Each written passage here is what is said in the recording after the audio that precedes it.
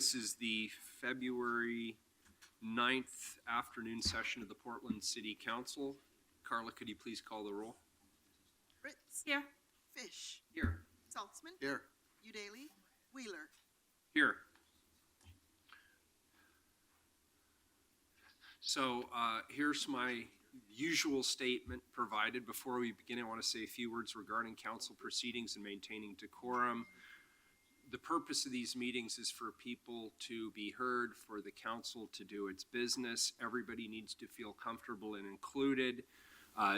There'll be an opportunity during each of our heard items today for public testimony. State your name for the record.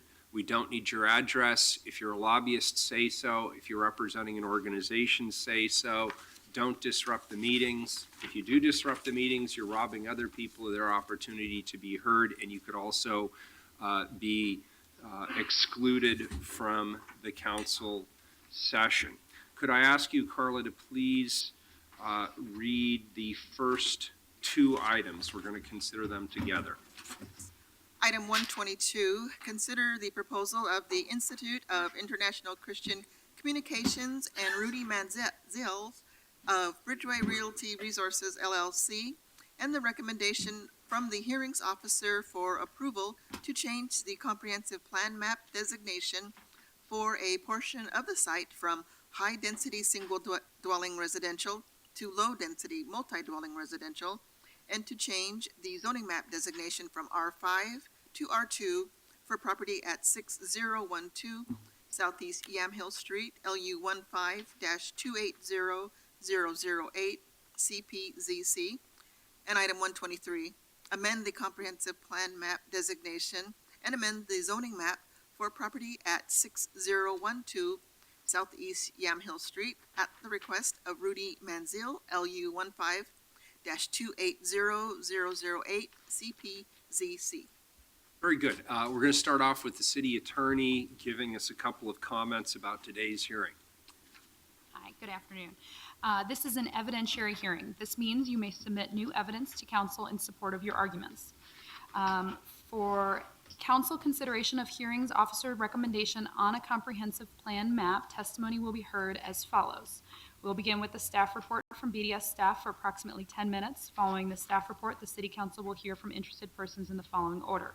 The applicant will go first and have 15 minutes to address council. After the applicant, the council will hear from the individuals or organizations who support the applicant's proposal. Each person will have 3 minutes to speak. Next, council will hear from persons or organizations who oppose the applicant's proposal. Each person, again, will have 3 minutes to speak. If there was testimony in opposition to the applicant's proposal, applicant will have 5 additional minutes to rebut testimony given in opposition to the proposal. Council may then choose to close the hearing and deliberate. I would like to announce several guidelines for those who will be addressing City Council today. Any letters or documents you wish to become part of the record should be given to Council Clerk after you testify. Similarly, the original or a copy of any slides, photographs, drawings, maps, videos, or other items you show to Council during your testimony, including PowerPoint presentations, should be given to the Council Clerk to make sure they become part of the record. After testimony, arguments and evidence you present must be directed arguments and evidence you present must be directed toward the applicable approval criteria for this land use review or other criteria in the city's comprehensive plan or zoning code that you believe apply to the decision. The BDS staff will identify the applicable approval criteria as part of their staff report to the council.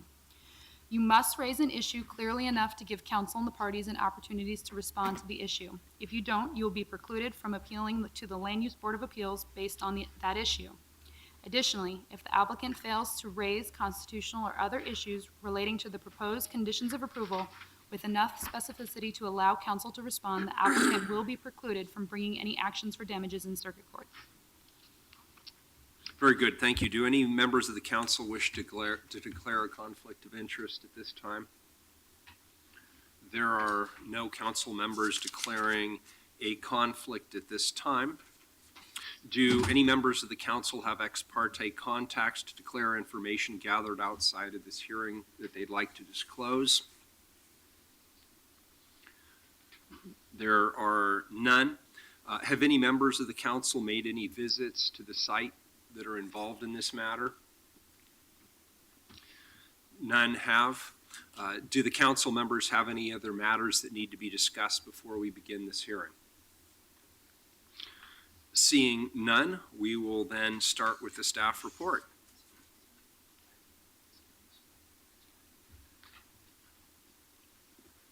Hi, good afternoon. My name's Matt Wickstrom. I'm from the Bureau of Development Services, Thanks, Matt. 1900 Southwest 4th Avenue. And today we're having a land use review hearing for a conditional use, a comprehensive plan map amendment and a zoning map amendment for a property at 6012 Southeast Yamhill. The proposal is to change the zoning map designation for the approximately 85% of the site from R5, which is residential 5,000, that's a single dwelling zone, to R2, that's residential 2,000, and it's a multi-dwelling zone. And then the remainder of the proposal is to change both the comprehensive plan map designation and the zoning map designation for the about 15% of the site from R5 residential 5,000 to R2 residential 2,000. And that's from a high-density single-dwelling zone comp plan designation to a low-density multi-dwelling comprehensive plan map designation. This is a map of the current zoning of the site. You'll see that that it's entirely zoned R5 right now. The next slide, I zoom in on this a little more so we can talk about the map distinctions between properties that have similar comprehensive plan map and zoning map designations as opposed to those that are different. The building was previously used as a dormitory for the International Christian Communications, and prior to that, it was nurses' dorms for the medical center across the street. So here's a zoom in on the zoning of the site, and you'll see this here. The R5 with the R2 in parentheses demonstrates that the current zoning of the site is different from the anticipated future zoning of the site, or different from the comprehensive plan map designation. And so that's reflected by having one zone, this is the current zone, R5, with another zone in parentheses, which is the comprehensive plan map designation, and that's R2. And this is where we see about 85% of the site with this designation. This small area of the site down here, which is about the 15%, is zoned R5, and when there isn't a different zoning designation in parentheses after the current zoning, it demonstrates that the current zoning and the anticipated future zoning are the same. So this area of the site is zoned R5. Also, this is the area of the site where the comprehensive plan map amendment review and the zoning map amendment review applies, whereas the remainder of the site, the larger portion, only requires the zoning map amendment. And so this is this is what the proposed zoning map would look like with the entire site zoned R2 residential 2,000. You'll see there's a dot on the site that demonstrates that this is a historic landmark, and it became a historic landmark through a hearing in front of the Historic Landmarks Commission in 2016.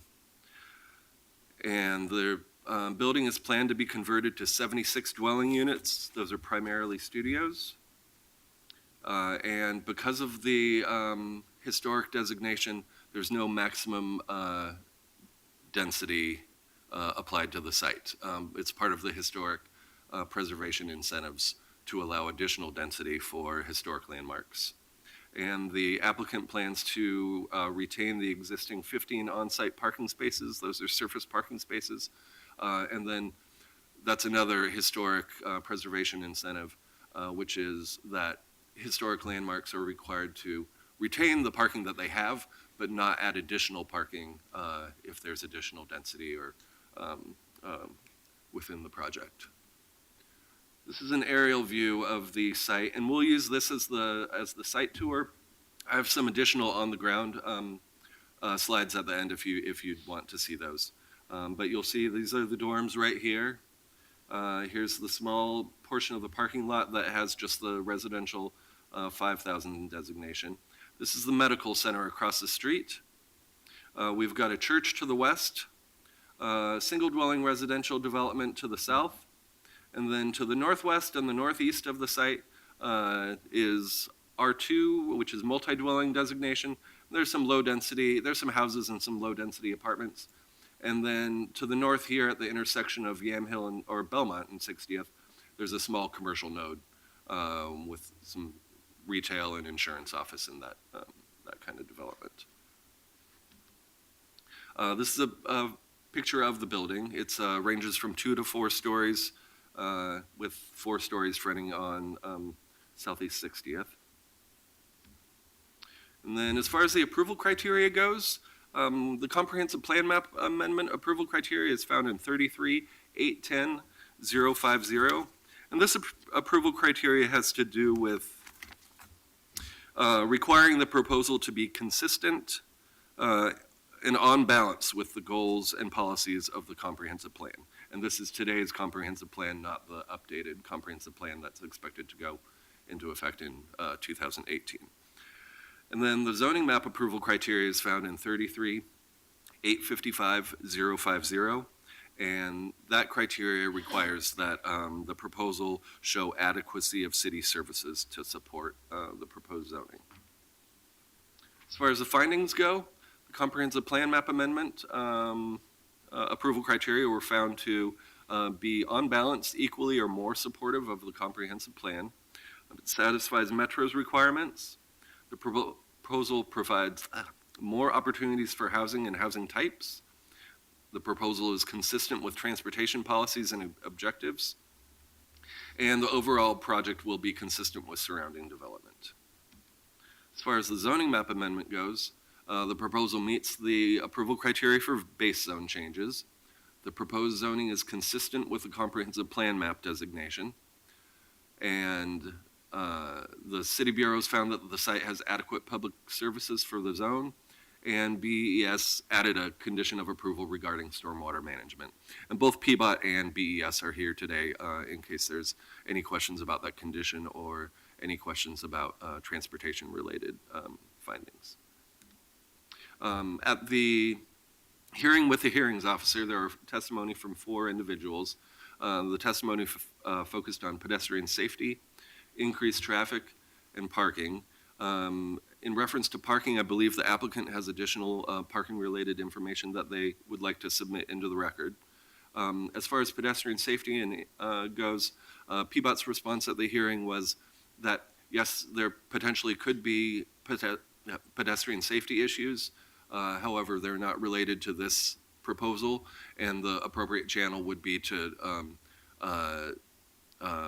call the 823 SAFE number and see if there can be some investigation of that.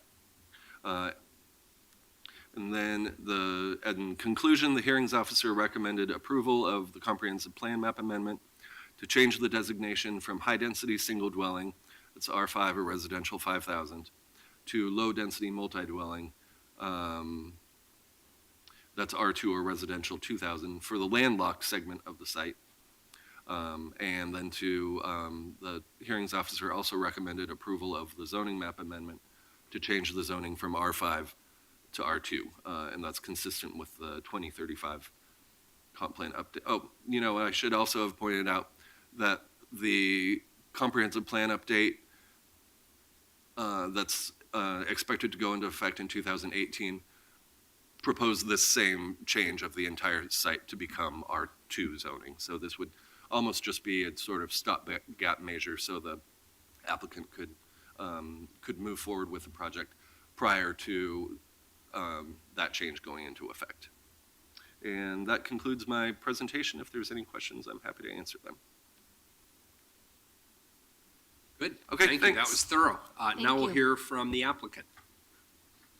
And you have 15 minutes, sir. Sirs. Could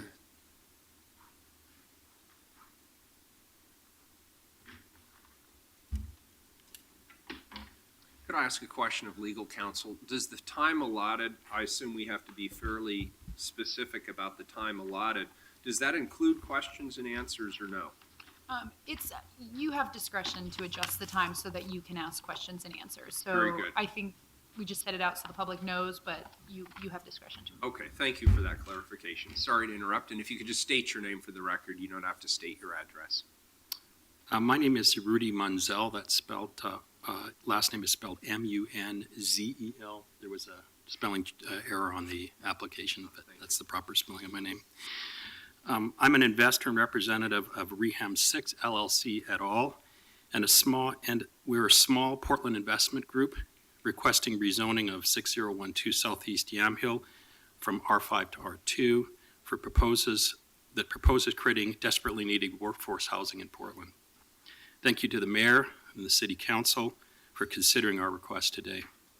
Thank you to BDS and BPS city staff for assisting us and our consultants to work through the complicated task of meeting the many facets and rules and regulations and complying with them.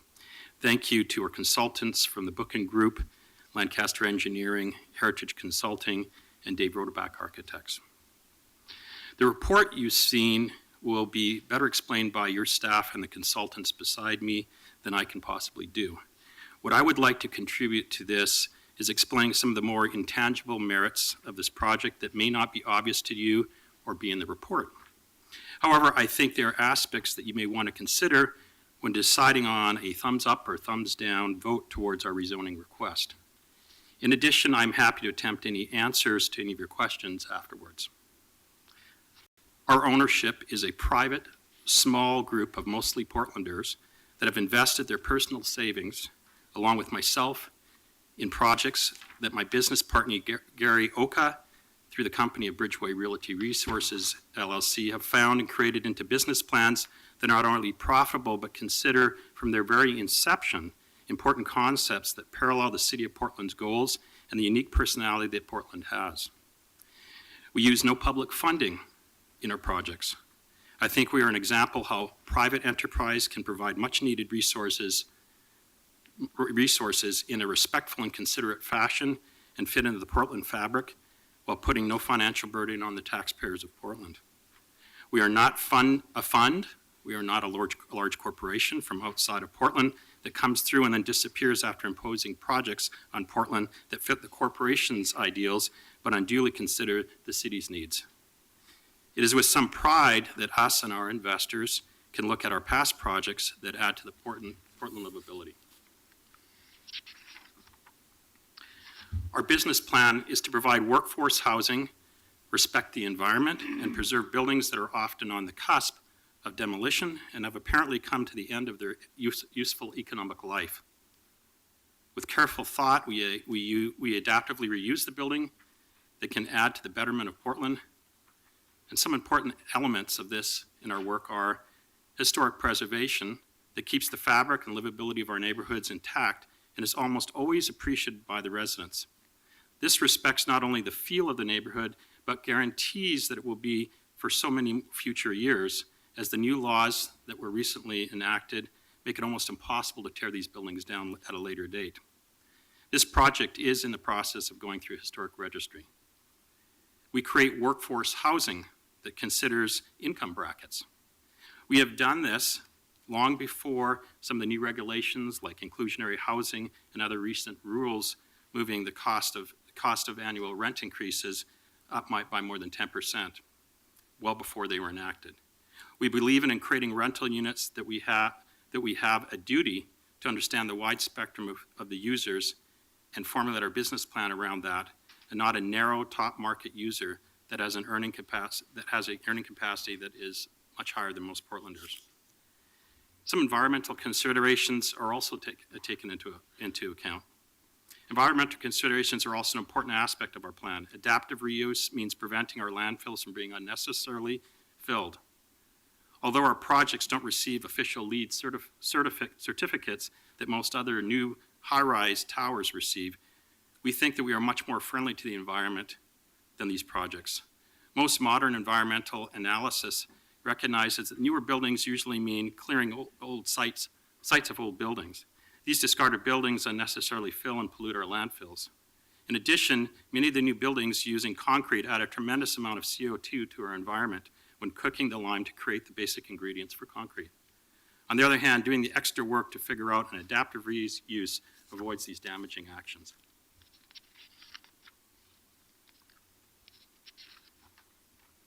Some recent examples of our work are the Everett Microlofts, which were built in 1914 originally and was previously called the Everett Hotel on the corner of Northwest Broadway and Everett on the edge of Old Town Chinatown.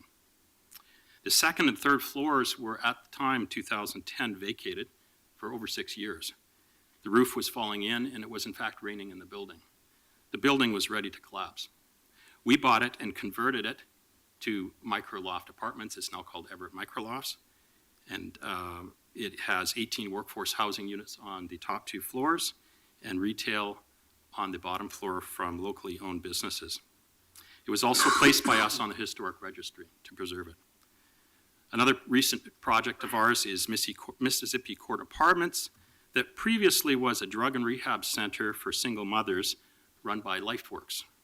The operators were, at the time of our purchase, in the process of building a new facility a few blocks away, and so the building appeared to be not economically viable anymore.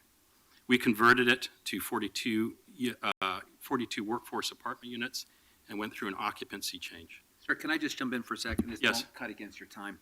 Just so that we can all follow this as carefully as possible, are you challenging a condition of approval? No, You're not? no. Okay, so, all right, I just want to make sure I'm I tracking just wanted this. to give a little bit I appreciate larger it. spectrum I than the just report wanna you've make seen. sure I'm following the That's ball. my purpose. It has to come to the council, as I understand it, because it's a comp plan review. It's a change to the comp plan, and that's why it has to be heard. I have a staff memo, so there's no condition of approval which you object to? No. So you're just asking us to approve the hearing officer's ruling? Correct. I just wanted to give you a little better spectrum. No, it's okay. That's but- all. That's but my purpose. As long as, yeah, I just want to make sure that that's what you're seeking, and the Yeah, rest this, is. this is a recommendation from the hearings officer, so it has to come to council, and you make the final, evidentiary hearing and make the final decision. So that actually concludes my I didn't mean to comments. cut you. No, it's okay. It actually was very timely, so that's fine. I just wanted to make sure in the remaining time, there was no, I had been led to believe there might be a condition of approval question here. Absent that, very good. Thank you. So how do you define workforce housing? Well, I think we don't really have a formal, I'm careful not to use terms like affordable housing and stuff because it has connotations that mean very specific things to people. So I want to use a term that simply means that we look at the large spectrum of housing needs in Portland, not the top tier, but kind of the middle income, okay?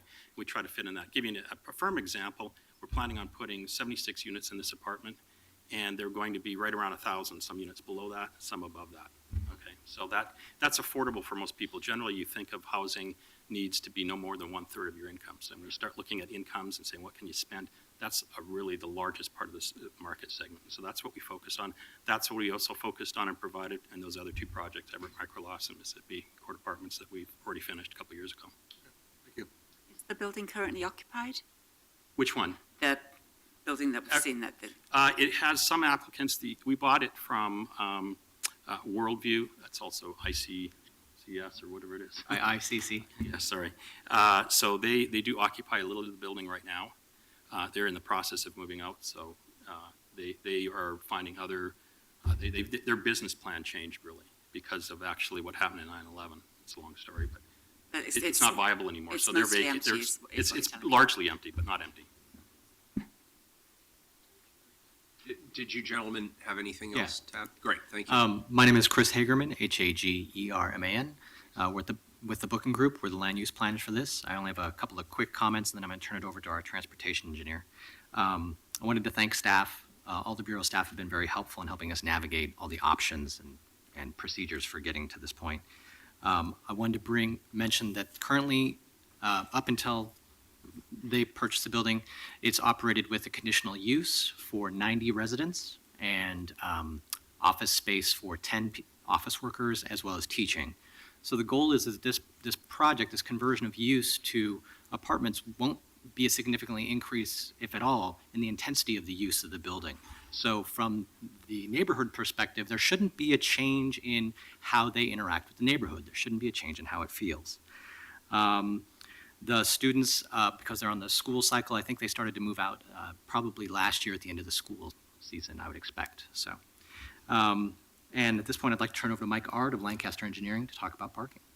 Thank you, Chris. Mike Ard, that's ARD with Lancaster Engineering. I'm the transportation engineer that has been involved from the beginning of this project with reviewing what the comprehensive plan amendment and zone change would mean in terms of changes to the traffic in the area and what the city needs to do, if anything, to address the impacts associated with it. This is a little bit of a unique application in that usually when we're looking at a zone change, we're required under Oregon's transportation planning rule to look at how the picture changes under what's called the reasonable worst case development scenario. So we look at the existing zoning and we see what you're allowed to do under that zoning, and then we say, okay, well, what about the proposed zoning? What are you allowed to do under that? And if somebody built out the maximum under what the current zoning is, and then they changed it to the maximum under the new zoning, does that create new impacts? In this particular case, that isn't really the right question. Even though it's still a requirement legally, and we did fulfill that requirement, that analysis resulted in a change of 2 trips between the 2 types of zoning, a negligible impact. But of course, we recognize that there's an existing use on the site and there's a planned use of the site that don't really fit within the cubby holes of what's allowed in the zoning because this is a historic property. And so we also went and analyzed what the actual use is today and made a comparison between that and what the actual proposed use is in the future. And that's a more significant, although still not huge impact, an increase of 11 trips during the evening peak hour and 14 during the morning peak hour. So it's a relatively small traffic impact in that context. We did prepare an initial traffic impact study that I don't think has been the subject of much debate or concern in its findings, but there were some specific concerns that were raised during the context of our prior hearing in front of the hearings examiner by the neighborhood, and we wanted to be proactive in addressing those concerns, even though some of them may not be directly relevant to this application and the decision that's made today. We did want to provide answers where we could. And one of those is in the form of a parking analysis memorandum that I prepared. The parking analysis memorandum was in response to concerns about whether there's adequate parking in the vicinity to support 76 micro or mini apartment units in this area. And it's kind of a unique land use in that usually I would go to the ITE trip generation manual and I would look up for an apartment how many vehicles are expected to park during the late night hours when everybody is home, and what's that demand look like on the system. Because these are 300 square foot units, we would expect fewer occupants in them. We would also expect people who are more inclined to active transportation, walking, biking, and using transit. And so in order to get a sense of what the parking demand looks like for that type of use, I went out to a similar location, and it is the Tabor Commons development located, I'm sorry, reading the wrong spot, that's this one. I should have it listed here, the Alder Royal Apartments, which are located at 16124 Southeast Alder Street. There was a prior project that Mr. Munzel did that was also a small form factor apartment that's actually in the downtown area that might provide better insight, except that it doesn't have dedicated parking. So it's impossible to go out there and say that car's associated with the development and that one is not. So in the case of the Alder Royal site, they have 2 parking facilities, one on each side of 2 buildings, and they have 400 square foot apartments. So it's a little bit larger in form factor than what's being proposed here, but it did give us a good sense and a reasonable conservative upper bound of what the parking demand would be. So based on that and based on our inventory of parking as it exists currently on the street in the site vicinity, we found that it is currently 41% full during the late evening peak hours, and that in the future it would be projected to be 68% full, considering that existing demand plus approved development that's already occurring in the area, plus this site. So there is sufficient parking to address that need. The last thing that we heard was related to a pedestrian crossing concern. And that's something that I wanted to take very seriously. As the question was raised, it was also raised with a solution in mind, that we take the intersection of 60th and Yamhill and we provide a striped crosswalk at that location. And I am definitely in favor of making safety enhancements to the area. And crosswalk striping is actually a very cheap treatment. There's no reason to oppose that on the basis of cost. But I am concerned about what that could mean for safety. The reason is that a crosswalk, when it's marked, makes people feel more comfortable walking across the roadway. And it makes them feel more comfortable at all times, even when there's traffic coming. And because of that, the statistics show that there's about a 20% higher crash incidence that occurs at marked crosswalks versus unmarked crosswalks. So what I wanted to do to try to address that concern is look at some standards that have been established by the National Cooperative Highway Research Program that evaluate when you can do something a little bit more than just a striping of a crosswalk. It's enhanced flashers and signals and something that really causes traffic to come to a stop and provides more proactive treatment for pedestrians. What I found based on a quick analysis there was that based on the existing volumes, that would not be warranted. Based on the projected volumes, it would still not be warranted. But there's a little bit of an asterisk that I have to put on that, which is that our count data was collected during February, which is not the highest volume pedestrian part of the year. So ultimately, I think that the best approach that we can take here is, rather than saying the standards are not met to do a more robust treatment, we instead ought to say we can defer this decision to make it associated with the land use process. And at that time, we may have the opportunity to evaluate the crossing needs. The city has also indicated that they would like to see this initiated as a city-sponsored process rather than directly with this. So again, it's not really related directly to the zone change and comprehensive plan amendment that's the question posed to you today, but we wanted you to know that it is on our radar and something that we're concerned about. Great. Any further questions for this panel? What's the speed limit on Yamhill? Do you know offhand? I think I should have that in my notes. Excuse me.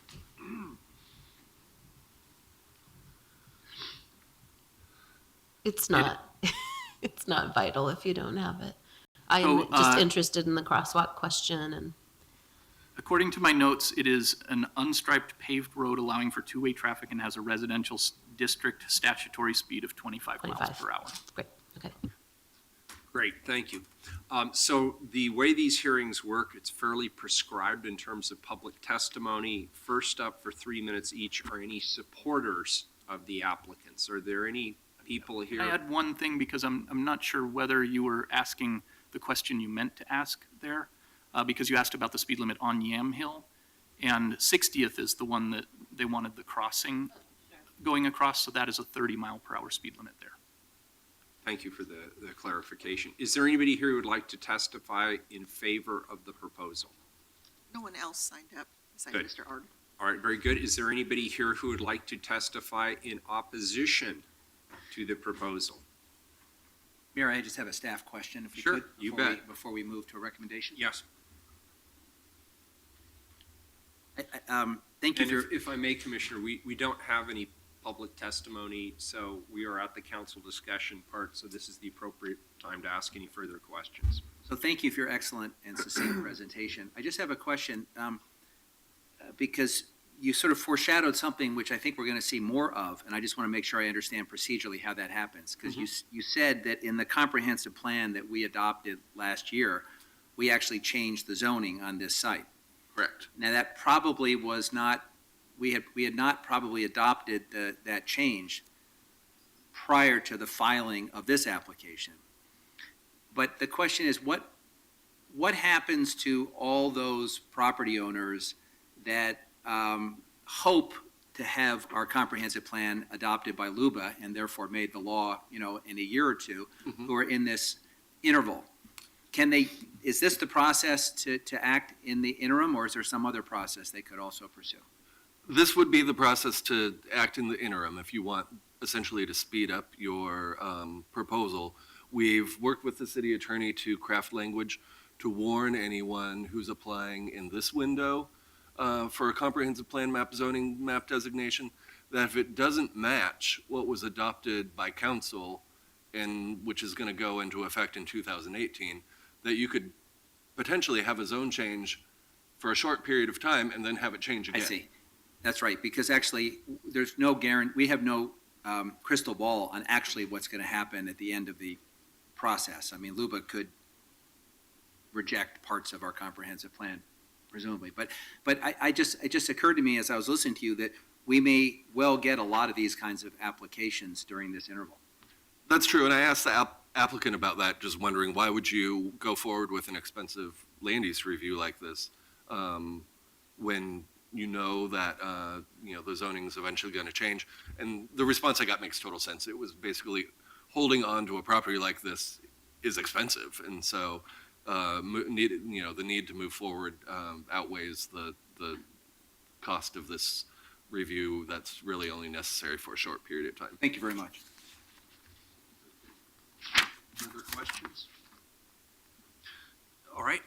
At this point, then, the evidentiary record in this hearing is now closed. This means that the council will accept no more oral or written testimony on the land use decision. I'm happy at this time to entertain a motion and a second to either accept or not accept the hearing officer's recommendation to the council.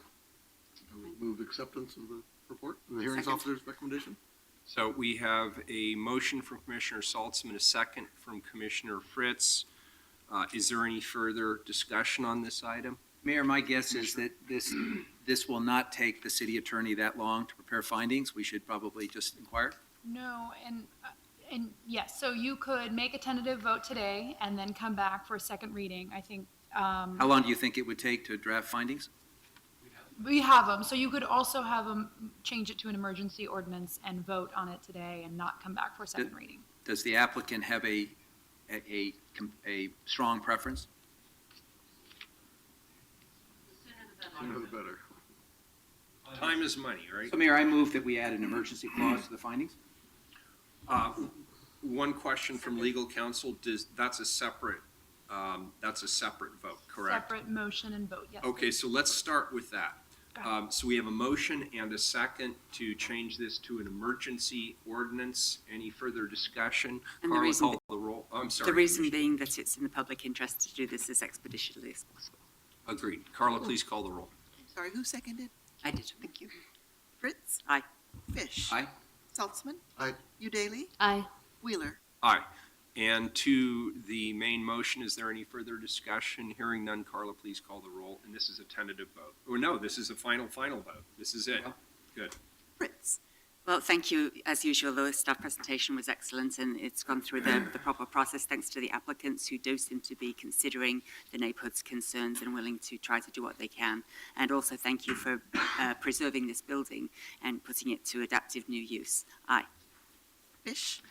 We get a lot of land use appeals before this body. I can't think of one that was as succinct and as clear. And I thank both staff for the excellent job that you do in presenting to us, and I thank the applicant for your presentation. Aye. Saltzman?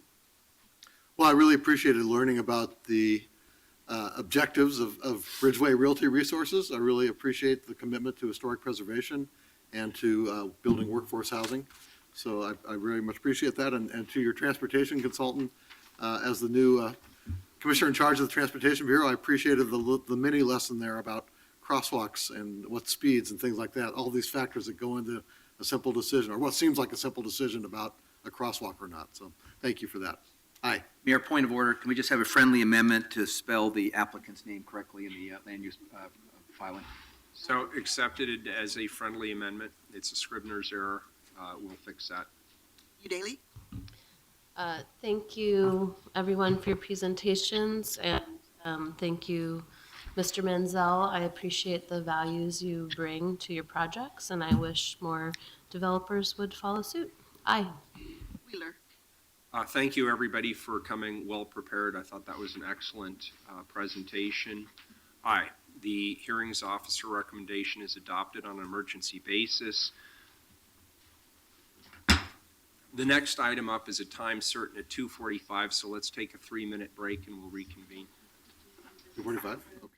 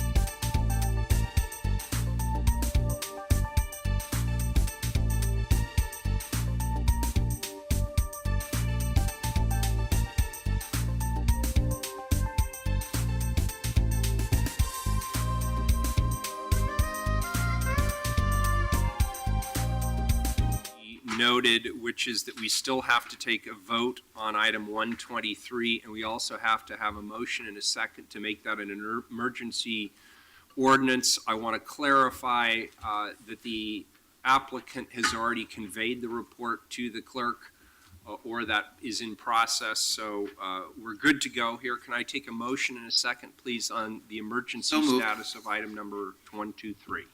So moved. Second, and Second. the reason is that the council declares an emergency exists because expediting this approval will assist in addressing the city's housing emergency. Therefore, this ordinance shall be in full force and effect on and after, I couldn't read this part, you're right, on and after its date of passage. Thank you, City Attorney. Well drafted, great.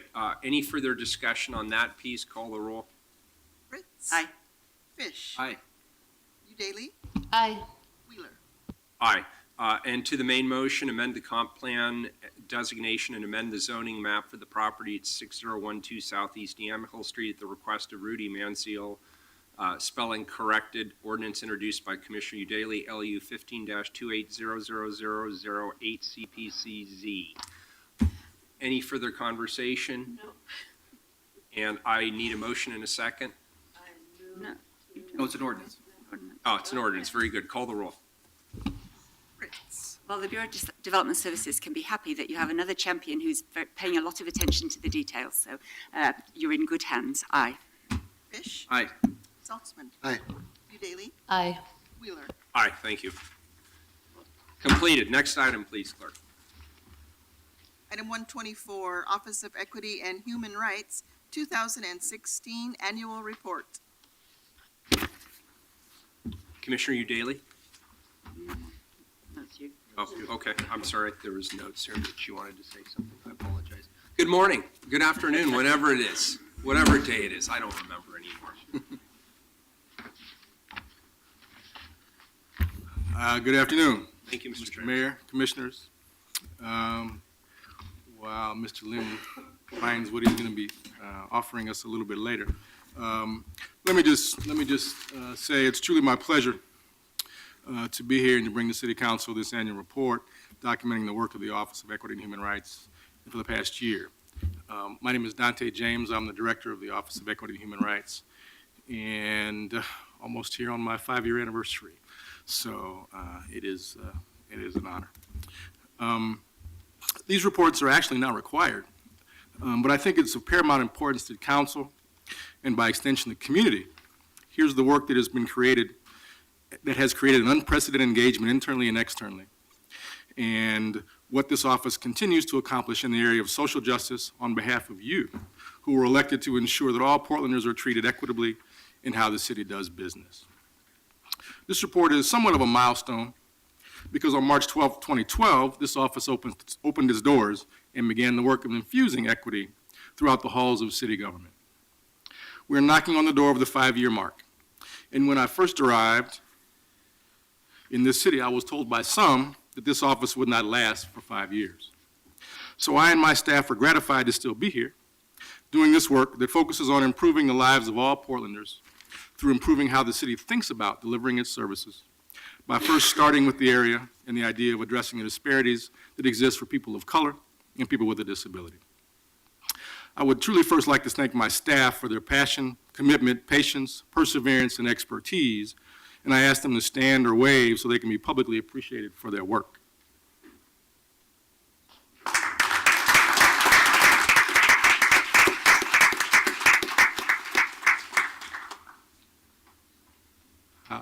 There we go. Thank you, Carla. I also want to acknowledge the continually growing number of city staff and city leaders who have supported the work by making it theirs and taking it upon themselves to ensure that equity is a part of their work. I also want to acknowledge the Portland residents and city staff who have come here to support or offer their remarks. Let's see if I can make this work. There we go. Not only in this past year, but right at this moment, we are watching the world, this country, and this city struggle with the issues of race. However, we have also seen city staff and bureaus become more comfortable with discussions of race and discussions about institutional racism, and discussions and making space for personal and institutional reflection and how they can work to be part of change, that deconstructs the racism. The Office of Equity and Human Rights has been focused on and driven to reduce the disparities that exist that are based on race and disability. This is not just a job, it's a calling for those who do this work. Perseverance and constant vigilance are required in order to deal with the many trials, tribulations, and alternative facts that continue to challenge this work.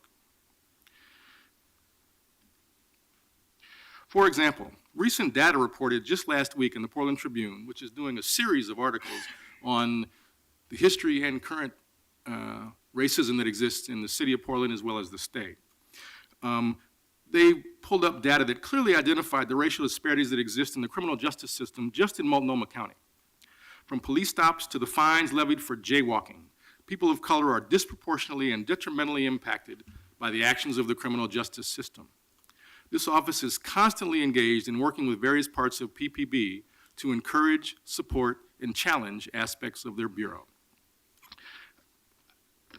And the idea that the ratio is 27-1, specifically for black folks to be cited for spitting in the public, is just amazing. It's just an amazing number. And you can see the rest of this. I would encourage you, if you haven't read the article in the Tribune, please take a moment and read it. Because then it goes to address the financial impact because of the disparity in the fines that are levied for each and every one of these things that they've cited as disparities just in citations. You've received a copy of the annual report that details some of the highlights of our work. Our goal is and always has been to ensure the community benefits from the increased understanding and use of equity principles by city government in the delivery of its services. We have tried to stay true to the Portland Plan and the many five-year action items within it, specifically in each of the heading areas. We have closed the gaps, we have engaged the community, we have built partnerships, we have launched a racial justice initiative, we have increased focus on disability equity, and we have increased internal accountability. So to those ends, just this past year, what is some of the work we have accomplished? We continue to conduct and facilitate our equity training. Our training curriculum and approach is a sought-after model because it is designed to offer concrete understanding and approaches to equity work. The evaluations of our training show an overall satisfaction rate of 91%, which is just an unheard of rate given the diversity of city employees and their perspectives. We have engaged the community by holding a community listening session attended by over 120 residents who offered thoughts and suggestions on issues of importance to their communities. You can see some of these suggestions and comments on page 7 and 8 of the report. Our racial justice initiative work continues with almost every bureau's completion of a racial equity assessment and the creation of a 5-year racial equity plan. These plans each have goals, metrics, timetables, and measures of accountability broken into 1-year increments for review and evaluation. The plans are currently on each bureau's website, and they are on our website so that Portland residents can see, evaluate, and hold accountable a bureau's work against their plan. You can also see in the report on pages 5 and 6 some of the promising practices that bureaus have as goals to address disparities and improve their service delivery and their internal work. So we have a short video that will provide a little bit more information about the racial equity plan process and why it's such a vital resource in advancing racial equity in the city.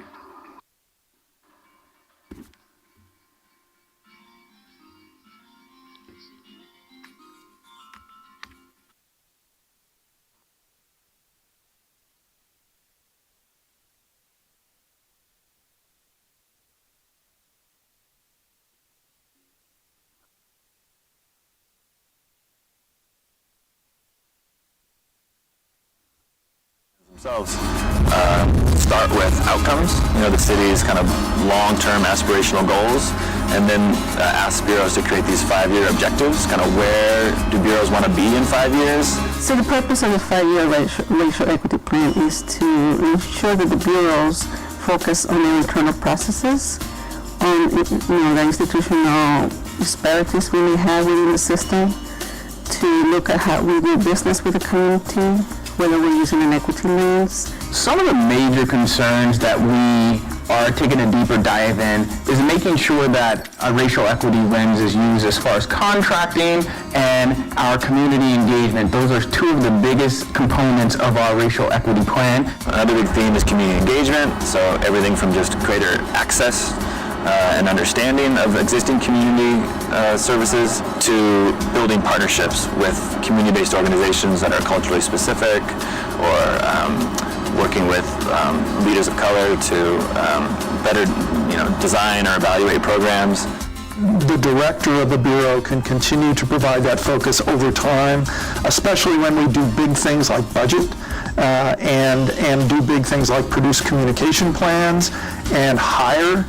Those kinds of things, the director's office can provide focus for the Bureau. And so those are the kinds of things. Remove barriers, another thing I can do at my level. The plans themselves aren't supposed to be the end all. That's kind of the beginning of the real work. I just want people to know that this is going to be difficult work. It takes very hard conversations. Change is very difficult for the city, for bureaus, but it's very important.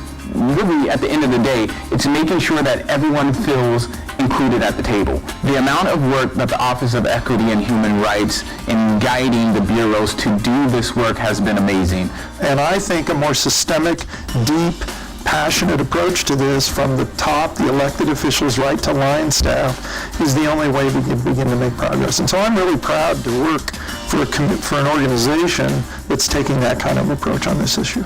Communities of color nationwide and in Portland have been organizing for generations and decades for government to respond to issues of racial inequity. So I think this will be the first time that the city of Portland has really put in a very detailed commitment to addressing very specific racial inequities.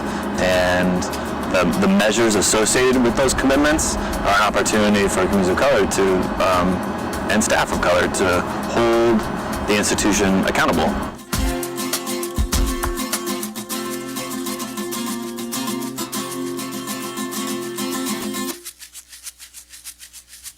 So once again, thanks to Jeff Selby for his amazing videography, and as well as putting the report together. And no, nobody gets to steal him away from me. The work that each of the bureaus really did to put their racial equity plans together was amazing. The assessment, the entire process of assessment through goals was truly, for many and most bureaus, a very involved process. They took it very seriously from the directors on down. They're still extremely engaged. They want more engagement from us. And so I will tell you that, it is a model, as many of the other things that the city is doing. It's a model around the country for how this work is institutionalizing itself and embedding itself in just how the city does its work. And so it's designed to be a living document.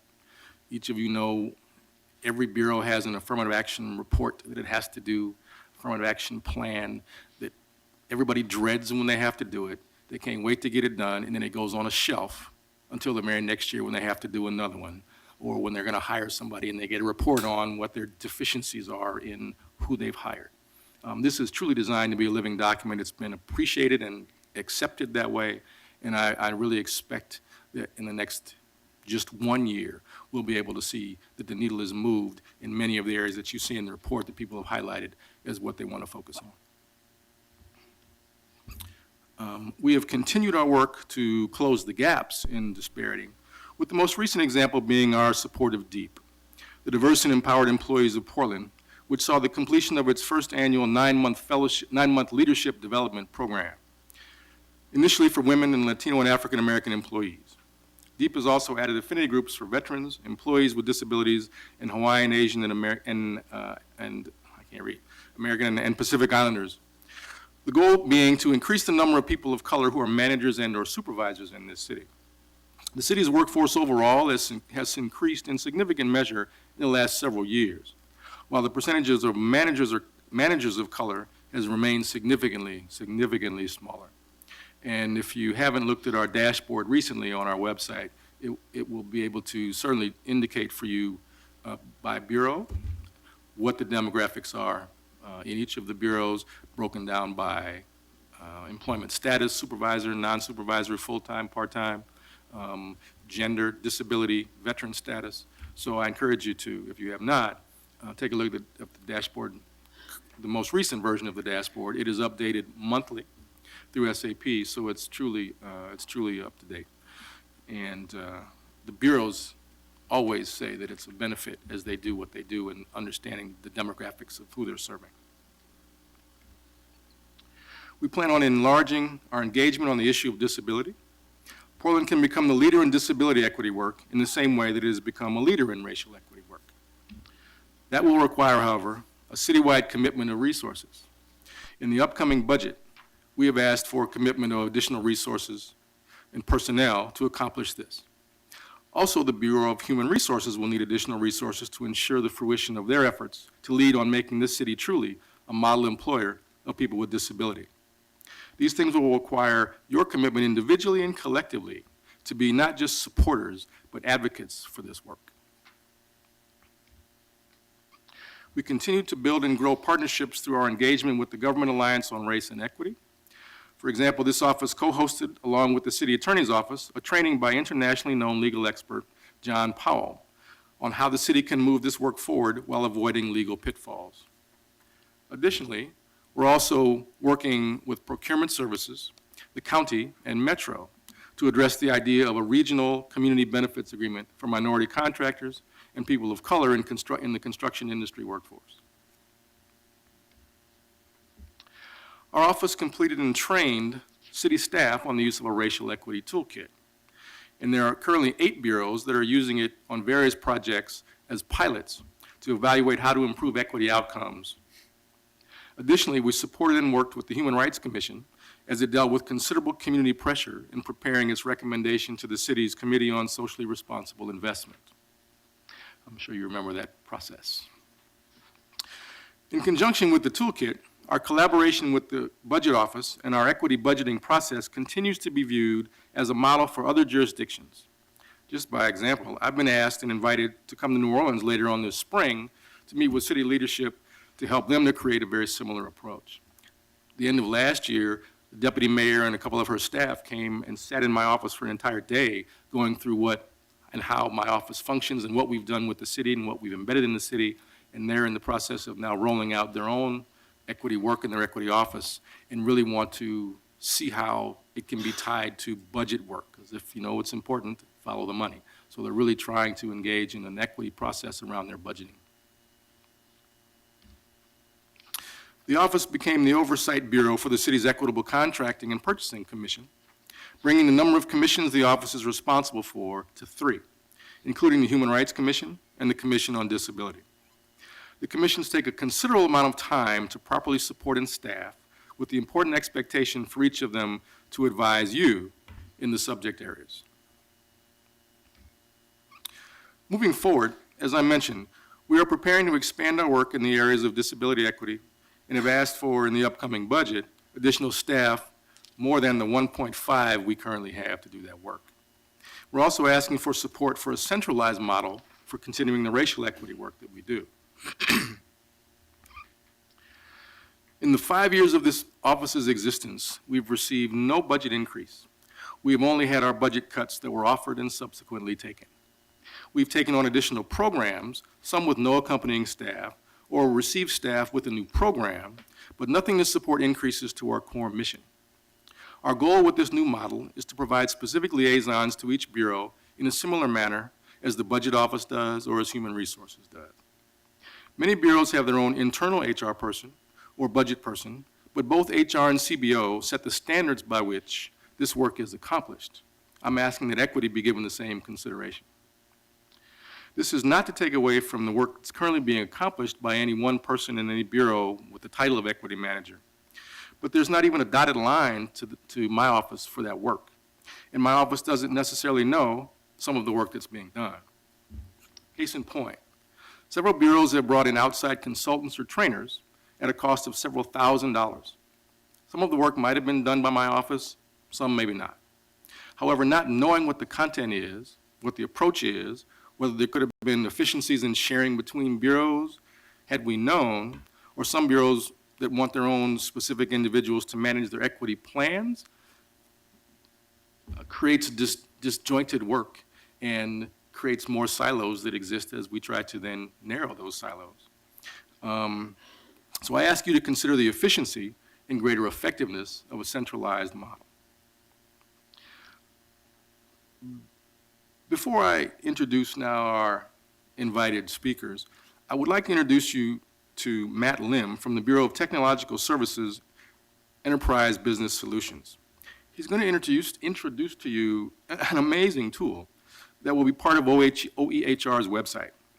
He has done this on his own time as a member of the HAPA Asian and Pacific Islander Affinity Group. And I'll let him preview it for you and explain how it's going to work. But if it is all that I've heard it to be, it's an absolutely amazing tool that will be of benefit to each and every bureau in the city. Mr. Lim? Thank you. Good. Good afternoon. Hi. Well, time to show you guys some eye candy here. Get this going. Okay. Can you move the microphone a little closer? Oh, sure. So I'm here to present just some business I've been working on with some publicly available data, specifically pertaining to demographics. And so the point of these visits are to show what type of data is out there and what type of analysis we can do if we have enough resources and people dedicated to just mining and analyzing this data. So bear with me. I know the resolution here is kind of small, and hopefully we can kind of read it. But here, I've just got an example of some poverty data that's broken down by race. And also I have an overlay here just related to population growth and whatnot. So you can see here with this dashboard tool, we have some advanced filtering capabilities. Let's say I just want to look at a few neighborhoods or neighborhood coalitions. Once it re-renders. But essentially this Tableau dashboard tool allows us to do some really advanced visuals, analytics, and is a very, I would say, convenient delivery method for getting analysis out there. So here I've got a couple selected here, and you can do the same thing with census tracts, and you can do a double filter on that. So here we're looking at census tracts within those coalitions. And if you look at the legend here, the bigger the, the bigger the shape on the left side, that represents basically a track or a block group where if you compare the proportional poverty rates between people of color and white individuals, you can see that there are some discrepancies. Although there are certain instances, like this census tract right here, where we actually do have a higher rate of white poverty. And here, you have a graph down here that coincides with the map and all the filters.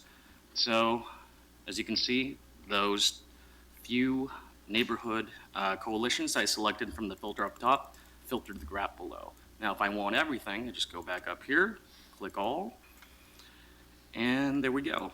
In the interest of time, I'm going to go ahead and move to the next visual, and I can go ahead and send people the link if they want to dive into this type of stuff. And so there's a lot of talk about disability, and there's actually some really good disability data out there available from the Census Bureau. It's regularly updated, maintained by them, and it's a tool that I don't think has been leveraged as well as it could be. So here we've got some poverty data here, right? Same filters as before. We have another poverty rate comparison between the tracks, and we also have proportional symbols as well to represent absolute counts. And here, I know it's a complex map, but I just wanted to do something really complex to show you guys what's possible. We zoom in on the map here, I can show you what's going on. So in this map, we have every single sidewalk in Portland and every arterial and major arterial. And because of a masking trick, if you look here, the gray areas where there's no blue streets, that's a sidewalk gap. And if you zoom in even closer, those little purple things, it's got a render. It's a really big tile set map. But once that renders, those little corners right there that are purple, those are ADA ramps. And the orange ones down here are corner ramps. And we have every single one in Portland mapped here. And it coincides with the disability data. I am assuming there are issues with mobility with certain disabled people with disabilities. So I think if we can take this really rich census data and combine it with our own, we can have some really good analysis. Like this thing right here, I did in a few days. So, I mean, there's quite a few things that are possible. And there's an opportunity for, if we focus on a few data sets that have lots of dimensions, like I was able to collect something like 600 dimensions or columns from each of these census tracts, and I haven't even begun to completely mine what the Census Bureau has. So if we can have those large data sets that are standardized, that are vetted, that are verified, do some centralized, standardized analysis from one point of view and provide that information to all the other bureaus, you establish a metric of equity measures and performance metrics that everyone else can be aware of and adhere to much easier than right now. I mean, you got PBOT, they have their own equity lens, BPS has their own, every bureau more or less has their own, and we don't really know how to consolidate those different lenses. It's almost like the right hand doesn't know what the left hand is doing. And so with tools like these and just amazing data resources combined with our own data resources, there are limitless possibilities. So you could do point-of-time data evolution as well. I mean, you could actually show how the map is evolving with time. Oh, yeah, we have census data that dates back, I mean, ever since the census was conceived. So, yeah, we have everything. As long as whenever they've been collecting the data, in which time frames they've added new dimensions to those sets, we can track it back like 20 years perhaps with a lot of these dimensions. So, yeah, lots of good stuff. That's really impressive. Could you- Mr. James, as promised, very impressive. I can't take any credit. But could you, for example, overlay the census data of who in the community has disability with where there's a gap in sidewalk or where there's a gap in curb cuts and that? Yeah, well, here, if you look at the content filter down here, all these are the different demographics of people with disabilities, which within those census tracts. So we have it broken down at such a granular level, and this is just ethnicity. We have gender, we have income group, we have Native Oregonians, we have Native American citizens, and foreign-born nationals as well. All that broken down by economics, age. We even have mortgage values. We have a lot of affordable housing data that I'm not sure why no one's mining. I mined it. It's all there. So what you're describing, if I hear you, you could find who is a black, wealthy person with a disability in any particular area and determine where. Well, and you what. technically can. So these are broken down by the track level. So that's like the level of observation that you have there. Okay. But there are certain geospatial techniques where we can populate those census tracts or those block groups within a certain statistical accuracy. So, for instance, if I did something like a dot density algorithm, for instance, I would have a track, right? You'd have the shape there. It would pinpoint every single individual in that shape within a certain amount of confidence. So, yeah, it's possible. So that's a bit of concern with what's going on at the national level. We thought about that too, yes. So what kind of safeguards are there that people cannot be just targeted instead of just having the demographics there? I would say level of skill, because in order to do something like that, you need a specialized ensemble model, and I made a specialized one that only I know of. So, yeah, I mean, someone else has to, get a master's in have their hand at it. Otherwise, it's pretty tough to do. So you could block the data, though, at a neighborhood level. I mean, you could keep it a larger scale Oh, on yeah. a granular level, and it would still tell you the trends, where infrastructure investments are needed, where there's gaps. I mean, it's still very relevant. Oh, yeah. Yeah, we can expand those boundaries as much as we want. When it comes to shrinking those boundaries down, that's where it gets tricky. Because when you aggregate up, you have those different components, and you can just like add them all together, for instance. When you're breaking it down, you don't know what that distribution is within that geographic boundary. So that's where you have to do a lot of statistics, a lot of data science, a lot of weird stuff, so. And Mayor, we have had some discussions about what should go on Portland maps and what should not go on Portland maps. Just recently, we were talking about the energy score. So I do, I am seriously concerned about this issue. And so it would be at some point good to have a city policy on how much data we share and how we protect data. Well, to be fair, all that data that I got, all of it's from the Census Bureau. So it's not like we even have control over it. Right, and as you just mentioned, not all of us have masters and are able to do something like that. If we do have access to those resources, there's still a question of what safeguards do we put on the new data that we just got? Well, that's tricky because when you don't have control of the data, who it's going to, who can access it. I mean, the Census Bureau data is available to everyone. It's funded through taxpayer dollars. Everyone has a right to it. But as we put this on our website, we can limit how far down you can go into the granular That's level. yes. So I think that's what Thank you're you. asking. Oh, Yes. yeah. Yes. I've done that with a number of dashboards I've developed for different bureaus. I have a really good security process that I go through where it locks it down, and I would wager that my dashboards are more secure than the other Tableau dashboards out there. So that is what we had thought about. So we're not going to be able to pinpoint one person living on this block who has this particular demographic information. Yes. Thank you. That's a tremendous presentation. Thank you. Thank you, sir. Thank you. All right. Well, I wasn't lying. That's amazing. It is.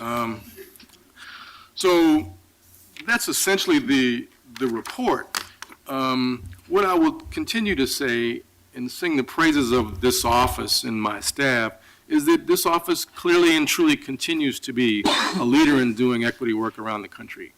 I've got a phone call next week with somebody in, is it Texas? Where is my phone call? Long Beach, California. So we get calls. I was going back to Denver and they heard I was coming, so I had to go up to Fort Collins and meet with the city manager and others. So the office is known around the country for the work that it does.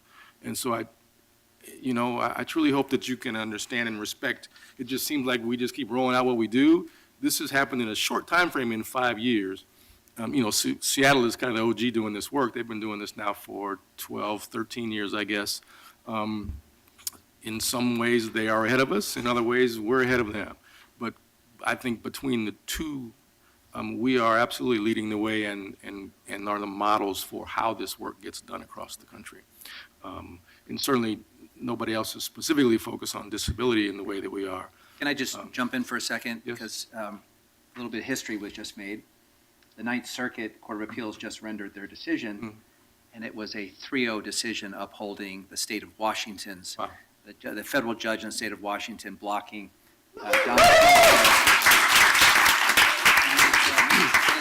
the national stay stays in place until the Supreme Court takes it up. Very good. Thanks, great. Thanks, Commissioner, for letting us know that. I guess you weren't paying attention to me, though, but thank you, sir. So I have a question. When we started the office, and I agree, it's been really satisfying to see the focus on race and disability and to be a leader nationwide on that. And obviously the three main, when we were trying to explain to people 6 years ago, what do we even mean by this? We mean opportunities in jobs, contracting, and services. And we have reports during the budgeting process as far as where the different bureaus are providing services and that kind of thing. For my bureau directors, every year I ask them, what are the demographics of our workforce and what were the year before, have we been making progress? Do you have a sense of, year by year, are we getting to have a city workforce that looks more like the demographics of our city? Yes. When I started, I believe the demographic number of people of color was 17%. And the last time I looked, it was about 21.5, 22% people of color. As I said, the managers and supervisory number is half of that. But the demographics overall for the workforce has increased, I think, a good number. So in addition to the wonderful information in the report, for the next one, I would like us to keep, putting that in there. And also, I know you've only just started working recently with the Equitable Purchasing and Procurement Commission, Close something enough. like that. Right. That's something that I know Mayor Wheeler is very much focused on, and it's a piece that I think we haven't made all that much progress over the past 8 years that I've been here. So to be thinking of tracking that, the numbers of the contracting that goes out, and also the demographics of the workforce, as well as of who owns the businesses. I think it's great work, and there's always more to do. Correct, thank you. I would suggest that the contracting numbers are not good. The workforce numbers are not particularly good. And I would also suggest that it's, as much as you don't want to think about the dollar amount, it's time for another disparity study that I think would give you a different answer than the one that happened 6 years ago in terms of what the MBE-WB percentage is looking like and what can be done. Since the last one said that essentially there was no disparities in subcontracting, I would suggest the number is different today, and it would give you it would recognize a disparity that would allow the city to do something much more concrete in terms of what it can require. So, Dante, if I could just make a comment. You mentioned a couple times about your budget ask and hiring staff to follow up on the model employer policy we've adopted and the work we're required to do under the Americans with Disabilities Act. Right. I'm going to be generally supportive of those asks, and I'll tell you why. Asana Lawrence in my office, Office of Equity, HR, and the Disability Commission, and I are all working on a pilot program to become an employer of choice for adults with intellectual disabilities. And you said some cases we're ahead of Seattle, in some instances we're behind Seattle. Seattle's ahead of us on this one. And it's because a number of years ago, their mayor said, we're going to be a model employer, and it was organized out of the mayor's office, and they now have 33 employees full-time with benefits that have been recruited and are successfully employed. But there's a lot of hoops we have to jump through to make this work, but what I have learned is that we don't yet have the full capacity as a city to handle this and to all the other commitments that we've made under the model employer policy. So if we're going to stand behind that policy and what we want to do, we have to have staff to implement it. And since the council has been emphatic that this is a priority, I think we have to look seriously at budget time of filling those positions. I appreciate that. Thank you. So, thank you for your time. I had a question. Oh, yes. So just going back to your recommendation that you become sort of like a CBO or Human Resource Office, Budget Office or Human Resource Yes. Office, providing centralized assistance to all the bureaus. Is that coming full circle from where we started 5 years ago? Because it seems to me the drumbeat at the time was to have each bureau have its own equity director. And in fact, I think each bureau has gone on to do that. Well, maybe not all, that was never my drumbeat. That was not your drumbeat, okay. And currently, 5 bureaus have, 4 bureaus have an equity manager, and one has someone who has equity in her title, but she's not a manager, so. Okay. And so there will be, I think, in the upcoming budget, asks for bureaus to specifically have either an equity manager or someone who's charged with being a program manager who will oversee their equity plan, which is what a liaison from my office could do as a part of what their duties would be.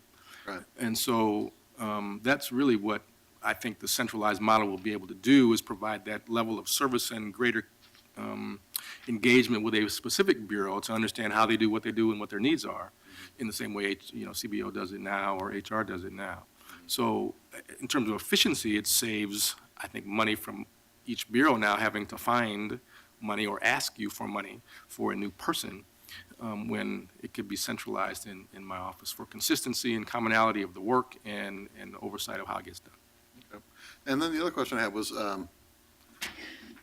well, I mean, we started out 5 years ago focusing on people of color and People with disability. disability. Correct.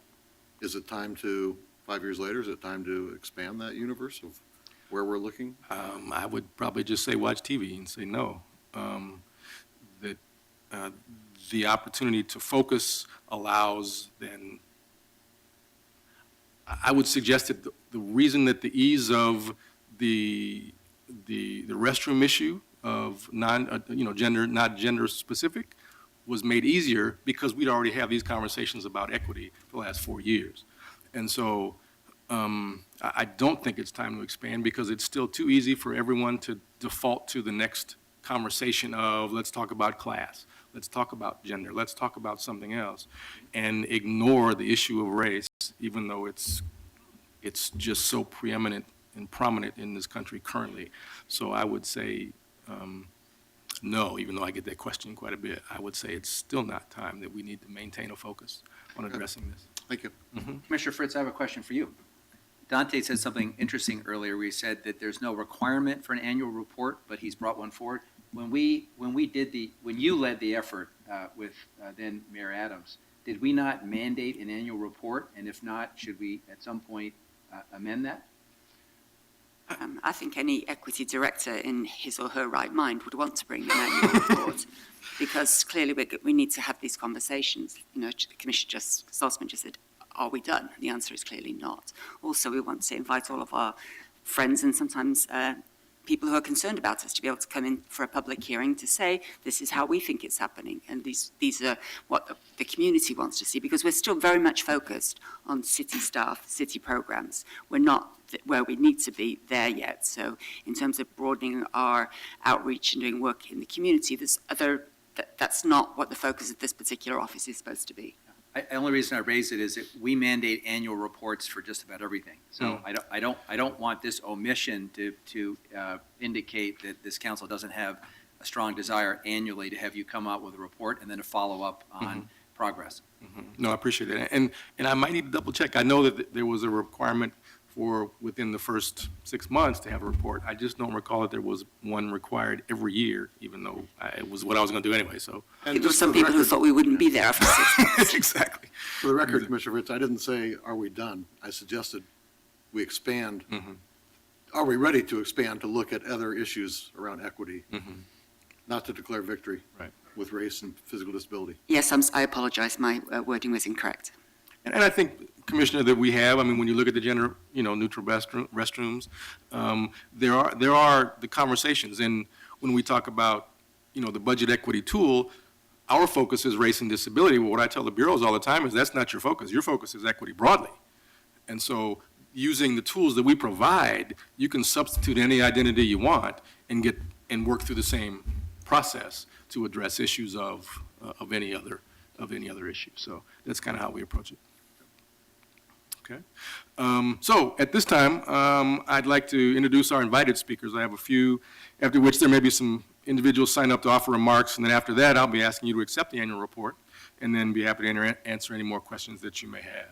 Thank you, sir. So at this time, Don Uchiyama, who is Deputy Director of BES, Stephen Holt, who's a community consultant, Deidre Hall, who's from the Portland Commission on Disability, Joe McFerrin, who is President and CEO of POIC in Rosemary Anderson High School, and also Chair of the BMA Workforce Subcommittee.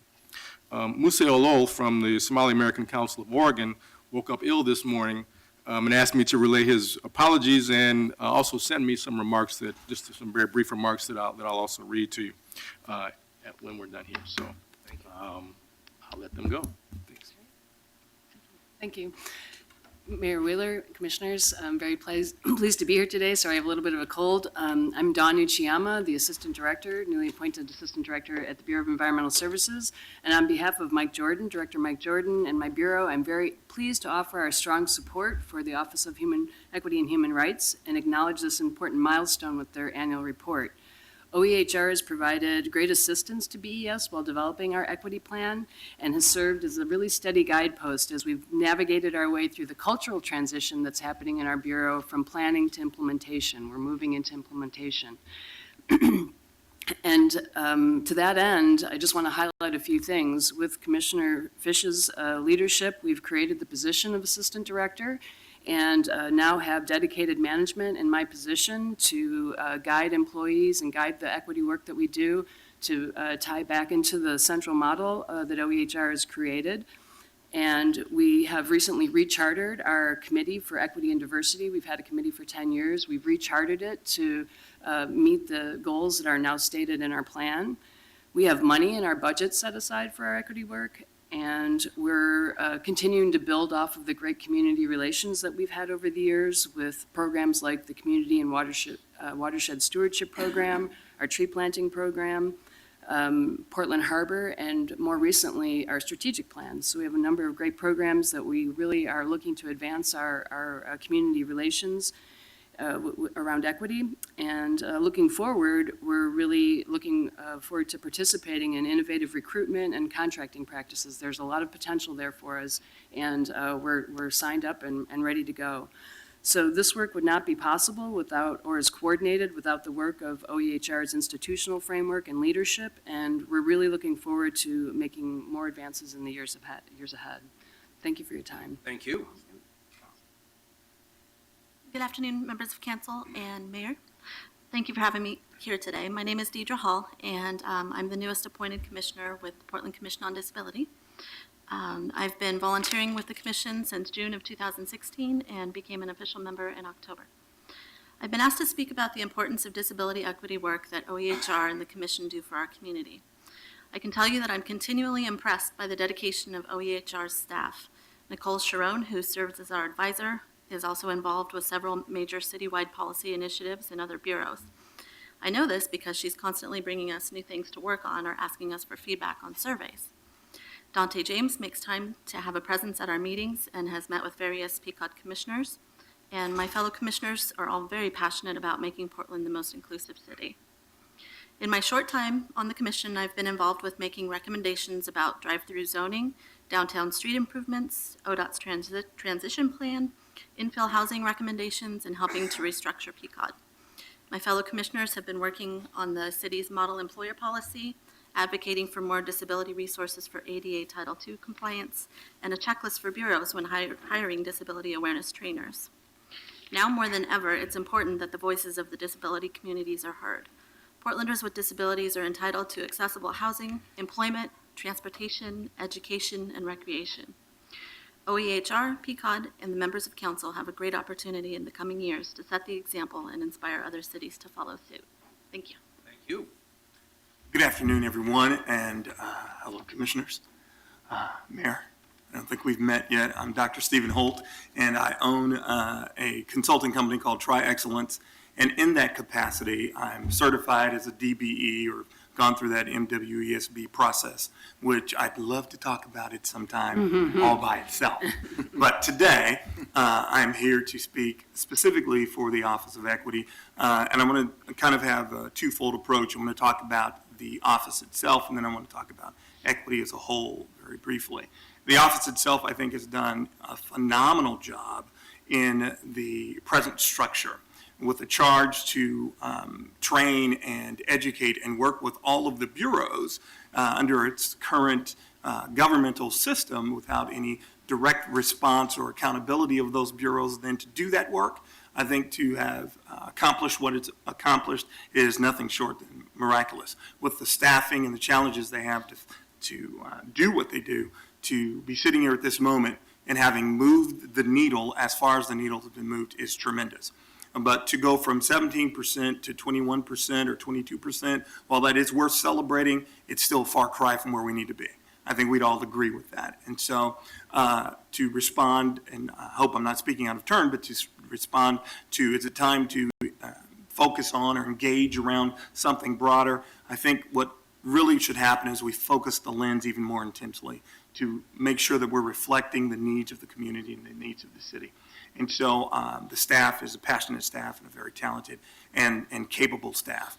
I am presently involved working with the 5-year strategic plan with the Office of Equity and Human Rights to say, what is the next rollout? What are the next steps that need to be taken? And so definitely more of a focus and drill down in terms of the educating, in terms of the equipping, in terms of the empowering of the bureaus, and making sure that there's consistency and quality, and that the work is being evaluated and being evaluated well, and that the adjustments and changes that need to happen in order to hit equity goals, that there's resourcing and support for that.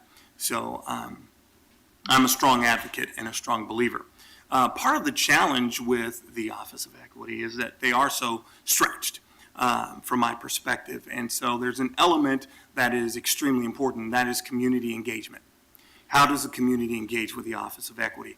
Now, up to this point, it's been very much focused on moving the bureaus, which it should be, very much focused on training the government or helping the city become efficient and effective and to think through a lens, because, you know, it's different to have knowledge of something and to begin to think through that knowledge. Those are two very separate things. I think what we've done to this point is help to expose or create a lens of knowledge, but really not moved the thinking so that the evaluation is that way. And so there's a great work that still needs to happen. However, with the community itself and the needs of the community, specifically people with disabilities and people of color, having access to and voices that speak for their needs and their concerns, while many have thought that the Office of Equity was given that charge, there is a need to kind of clarify that the office really has been put in place to work specifically with moving the city forward in order to be in a position to more adequately reflect. So there's a lot of work to be done. And I'll end with this illustration I was working with, and I should say that I've been a community trainer with the Portland Police Bureau as an equity trainer through the work that's been done, and a variety of other bureaus that I've done some work with. But the illustration I want to use is some work I did with the city of Gresham and their police department. And the goal was to take the police department through a process of changing the lens and creating an equitable lens, and then to concurrently work with community and develop a opportunity for community to engage in authentic and genuine manners, and then at some point to bring the two together. So after we have a prepared community of officers who can think through a lens, then bring the community together. What unfortunately happened was the officers didn't believe they needed the work, felt they were beyond the need to be adequately prepared. We had a great opportunity, and I think the right recipe for what's happening in the city, and yet we missed it. I would hate to see that happen in the city of Portland. And with what's going on nationally and what's happening here locally, I think it is quite clear that equity matters more now than ever. I think there's a great opportunity to do some significant work and to resource it and support it appropriately. So, Thank you very much.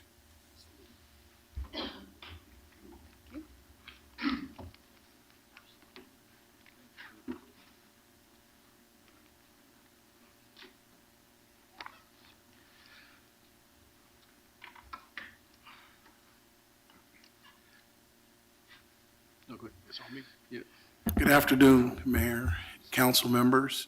Joe McFerrin, President and CEO of Portland OIC and the Rosemary Anderson High School, community-based organization that focuses on alternative high school for kids that don't make it in the public school system, but also work with a number of public agencies and departments to provide wraparound services to some of our low-income citizens and predominantly folks of color. I'm here in support of the office, the equity of the Office of Equity and Human Rights. Wanted to talk a little bit about my work and our organization's work specifically with Black Male Achievement, but also share a little bit about how this office has impacted our organization. So our organization, we have about 95 employees, and we're in 6 locations throughout the city and throughout the county. And first of all, I need to commend Dante for his leadership. I look at Dante as a mentor. I call on Dante for a lot of advice, not only about equity, but it's just about being a leader and running an organization. So I wanted to say that publicly. I really do appreciate that. I'm not surprised about the depth of the report. I thought the report was outstanding. It covered the touch points, and it covered the points that our citizens, I believe, are very interested in. In terms of black male achievement that comes out of the office, I think it's spot on. I think the work that we're doing in employment and training to give young African-American males an opportunity to learn the skills necessary to take care of themselves and be self-sufficient and really bring relevance, it is late, to their education has been huge. It has brought together a number of community-based organizations and advocates, and it's also brought together a number of African-American males who are successful that have an opportunity to then impact those young males. That work is going on. We're focusing on 3 areas, construction, IT, and then also working with work systems on the summer works internships and the year-round internships. And I commend the city because the city is, and the county for taking on a number of those youth. As far as our organization is concerned, we've grown as an organization tremendously. When I started 22 years ago at POIC in the high school, we were about $340,000 annual budget. Now we're close to $9 million, and we're serving more than 2,000 citizens in Portland of all ages. And as you can imagine, with that growth, it's tough to make sure that your staff and your organization has the kind of policies necessary to put them in a position to get the kind of outcomes that we're looking for. And Dante, through his office, walked our organization through a process, including our board and key staff members, and we developed an equity policy at Portland OIC that I believe will also get at some of the issues and concerns that have been expressed today that we're all aware of. And I think that what I will be able to do, along with our staff members and our board, is to share that work with other organizations. So I think that the impact goes beyond, I hear, it was the first that I learned that the primary role of the office was for the city. I had no idea that that was the case. And that is because, as an outsider, it doesn't appear. So through Dante's leadership, what most of us in the community believe that not only is he working internally with the city, but it feels like his responsibility is also to work with the community. So I appreciate you pulling that off because I think a lot of folks will benefit from that. And so I'll end with, again, I'd like to get more involved. I'd like our organization to get more involved because it's been beneficial. And I would like to encourage the council to support the office and meet the request, the budgetary request that Dante has expressed today. Thank you. Thank you, Mr. McFerrin. Yes, sir. And finally, I would just like to read a portion of the letter from Muse Olo, who's the president of the Somali American Council of Oregon. Thank you, Mayor Wheeler, Commissioners Fish, Udaley, Fritz, and Saltzman. Thank you for the opportunity to present to you today. Today, OEHR has a very capable, diverse, and professional staff and leadership. To anyone who wants to embrace, they can offer the tools and resources to achieve equity.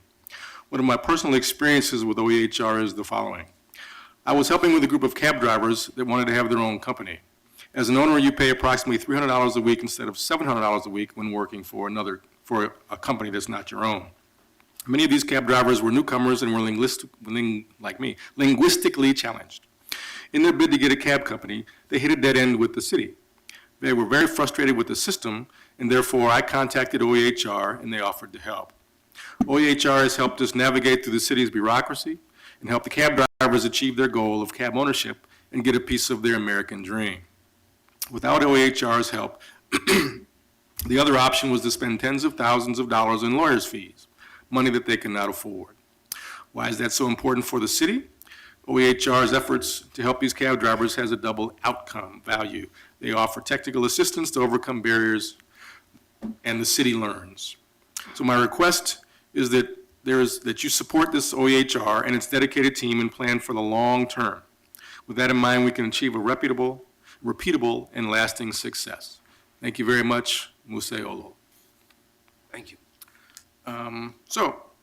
I'll stop and see if there's anybody signed up, and then come back and answer any questions you may have and ask you to accept the report. Very good. Thank you, sir. Do we have people signed up for public testimony? Yes, we do. May I ask how many we I have? have 8 people. 8 people. Could we limit testimony to 2 minutes, please, just because we're running a little behind? I'm not going to be draconian about that, but at 2 minutes, I'll do this, which means start to wrap it up if you could. Thank you. If you could call the first 3. Sharon Maxwell, is it just you or? Okay, you signed up 3 times, I thought, okay. And we'll go with Ranfis Giantino Villatoro and Dana Coffey. Do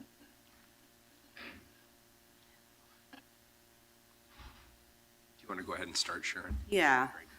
Good afternoon, everyone. And just in part of my presentation, I wanted to just play this little recording. Sharon, before you do, I should have reminded if you just state your name for the record, that'd be helpful. Sharon Maxwell. Thank you.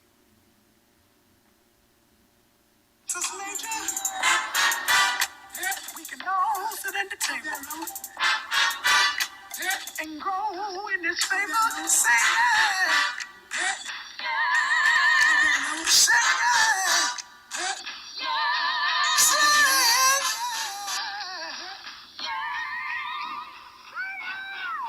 And what that is from Hidden Figures, part of the track of the women who were the scientists, the computers that got the men up into space. And part of my presentation today, Mayor Wheeler and commissioners, is to talk about what hasn't been done. Whereas I hear the good work that has been started, it's still not enough. But I'm going to stick to my script here. We haven't seen real equity rolled out, and from the understanding of this was supposed to be, I guess, internal for the city and not for the community, so I'm learning that as well today. But I want to speak to the issue of real equity not being met, specifically within the communities of color and African Americans. If we look at the Urban League's state of Black Portland and Black Oregon, we're at the bottom. It's unfortunate to see a whole community, which we would say stolen, lost, and desperate impact severely, I would say really ripped off, being redlined to an area, displaced and gentrified out. I don't want to be too critical, but it must be cited that this doesn't make any sense.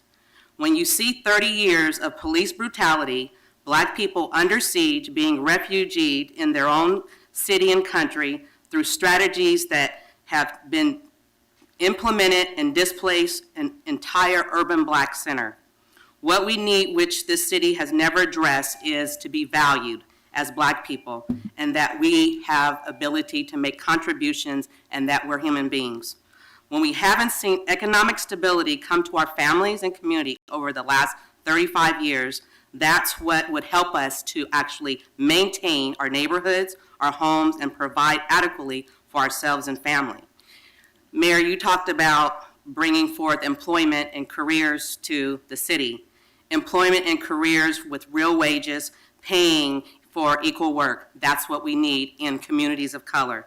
Secondly, we have made a significant contribution to this city and region that has never truly been honored, only marginally, which we are totally marginalized all the time.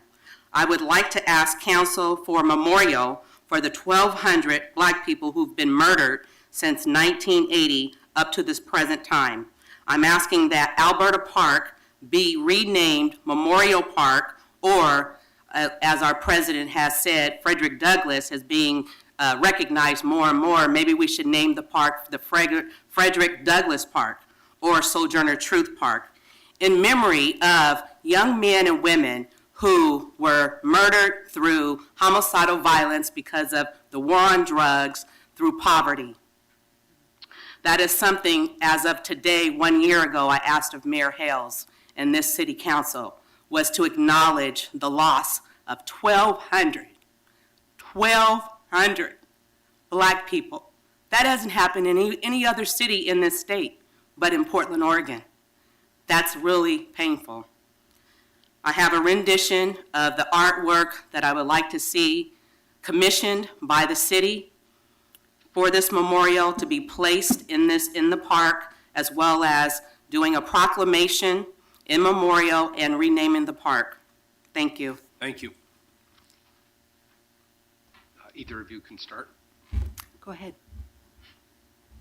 Hi, my name is Rand Feast, Gianatino Villatoro, resident here in Portland, and also Bureau Advisory Committee member for the Office of Equity and Human Rights. I'm here to testify, one, in support of a funding increase for the Office of Equity and Human Rights. I think many have demonstrated today the importance and need for equity being a priority in the times that we're talking about rapid development in the city of Portland, as well as a rapid increase in gentrification. It's very clear that the city, as a steward for the tax dollars for many of the residents, that it's very important to ensure that those dollars are spent responsibly to ensure that everyone is represented and ensure that those tax dollars are used, whether it's construction projects or developing new businesses, that communities of color are benefiting, as they're clearly at this moment most impacted.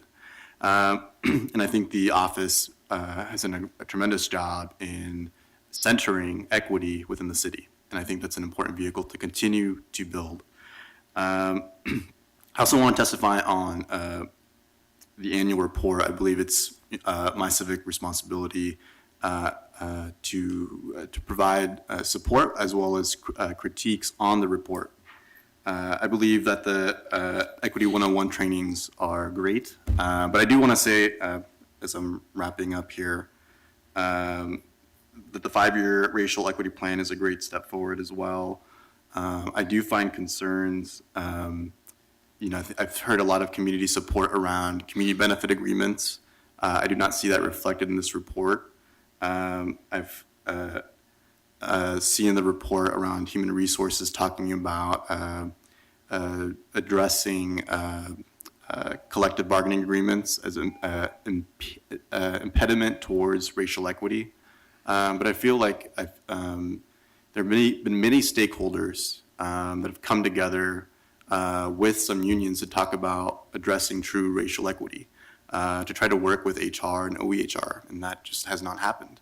And there was discussions from previous years, and I encourage the council members, as well as the Office of Equity and Human Rights, to really come together, stakeholders, not to see the collective bargaining agreement as impediment, but how we can ensure that agreements can ensure that everyone has a fair process, that there is real, true pipelines from communities to get jobs here at the city, and to ensure that people are clear that they have a clear, transparent process in terms of how they get wage increases, as well as how they are promoted. And I think the biggest thing that impacts morality is when those processes aren't clear. And I think that extends to folks who are not covered under the collective bargaining agreement.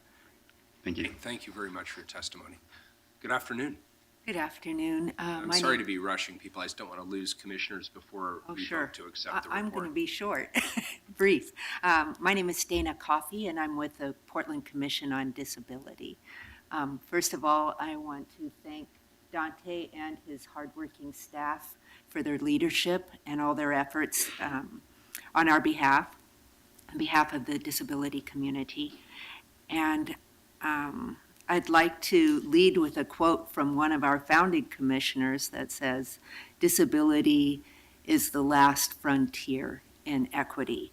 And I believe that can be underscored by a recent city survey result that shows that only 2% of city employees are courageous enough to identify as having disabilities, and that there is no stated goals or considerations for persons with disabilities on the contractor and subcontractor I'm sorry, I lost the word. Thank you. So none.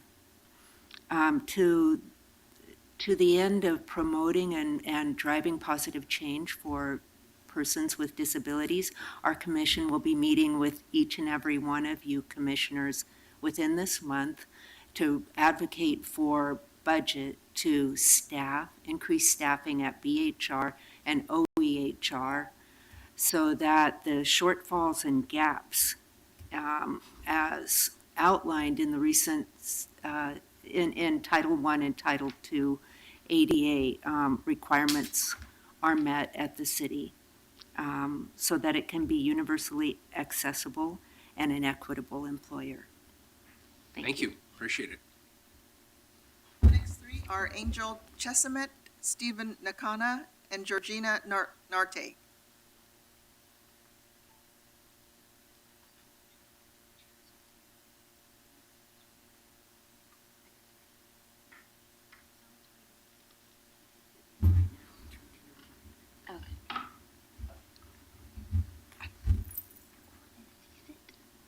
Good afternoon. Hello. Hi, would you like to start? Sure. Where's the mic? Oh. There you go, right in front of you. I am excited to be here, Mayor Wheeler and commissioners. My name is Angel Chesamet. I am a part of the Portland Commission on Disability. I'm very proud of all the work that Dante and the Office of Equity and Human Rights has done. I just want to say that it's really unfortunate in our society today that marginalized groups have to fight their way to the table. Specifically, people with disabilities. We are often not invited or added on as an afterthought. You have supported the Office of Equity and Inclusion, the Office of Equity and Human Rights to pass the Model Employer Plan. I would like to ask you to take this opportunity to take action and pass or support the budget for the Office of Equity and Human Rights, and specifically the ADA Title II coordinator, who will be a person that will ensure equity for our community, specifically our community of people with disabilities.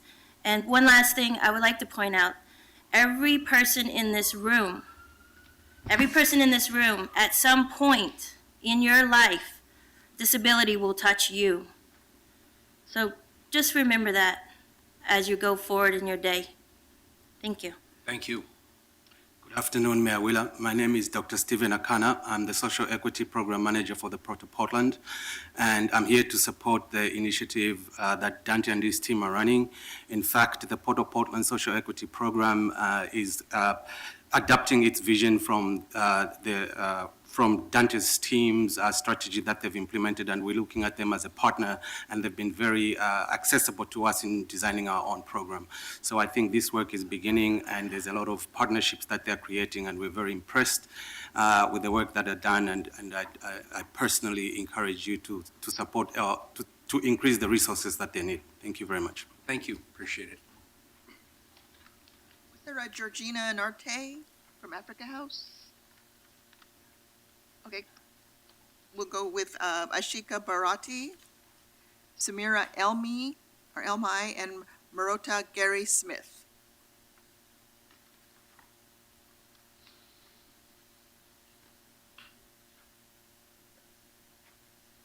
Was there anybody else whose name was called who's here? Okay, is there anybody else who would like to testify who hasn't signed up? Okay, you get the final word. That might not be a good thing. Good afternoon, Commissioner and Mayor Wheeler. My name is Marietta Gary Smith, and I am the daughter of Sharon Gary Smith, and I am the granddaughter of Bobby Gary and Frederick Douglass Gary. I'm a second-generation Portlandite and a native Oregonian, and I'm here to express my support and deep appreciation for the Office of Equity and Human Rights, and to really I want to make sure that I speak clearly, but also very clearly state what I need to say. So, in light of what's happened in our recent election, I have chosen to remain silent about a lot of things. And that's because, as a person of color and as a woman of color, my identity has always been less than or othered by those who are in places of power. And that includes being a native and a resident of this city. So, in a lot of ways, and I'm not speaking about you all because I don't know you all that way, but in a lot of ways, I am not supposed to be here at all. I am not supposed to be educated. I'm not supposed to be articulate. I'm not supposed to be doing any of the things that I'm doing with my life. I should not have degrees. I should not own my home. I should not be able to make decisions about my body and reproductive justice. I should not be able to have health care and make decisions about the ways in which I want to access health care. I shouldn't be able to have the rights to do these things simply because I am labeled other by those who are in power within a culture of whiteness, or if we're looking at a dominant understanding of how things are run, right? And so the Office of Equity and Human Rights allows this city to actually actionably allyship with other folks. What I mean is that it's not just about talk and words, it's about actual due process and end result, something that is tangible. So people have something that they can look and see that is real and in real time. And so for me, it's important to have this conversation, but I really want to urge you to figure out how you want to leave your footprint here. We have an opportunity here in Portland to move out of the shadow of the history of this city, right? So we have an opportunity to really do some good work. It's going to be hard, it's going to be challenging, and it's going to be ugly. Equity work is not pretty. It's never been pretty because you have to deal with the ugliness around what happens when we're talking about power and structural, institutional, and systemic racism and other isms that impact so many people. And so when we're talking about that, it's not going to be comfortable and it's not going to be nice. And so if we want to get ahead of Seattle, which is always sometimes a good thing, if we want to get ahead of Seattle, that means we actually have to do some work. And so that means you have to commit money. And when we talk about money, that's also uncomfortable because people don't want to talk about money, especially when we're talking about government. And I'm a former government employee with Multnomah County Health Department. I'm no longer there.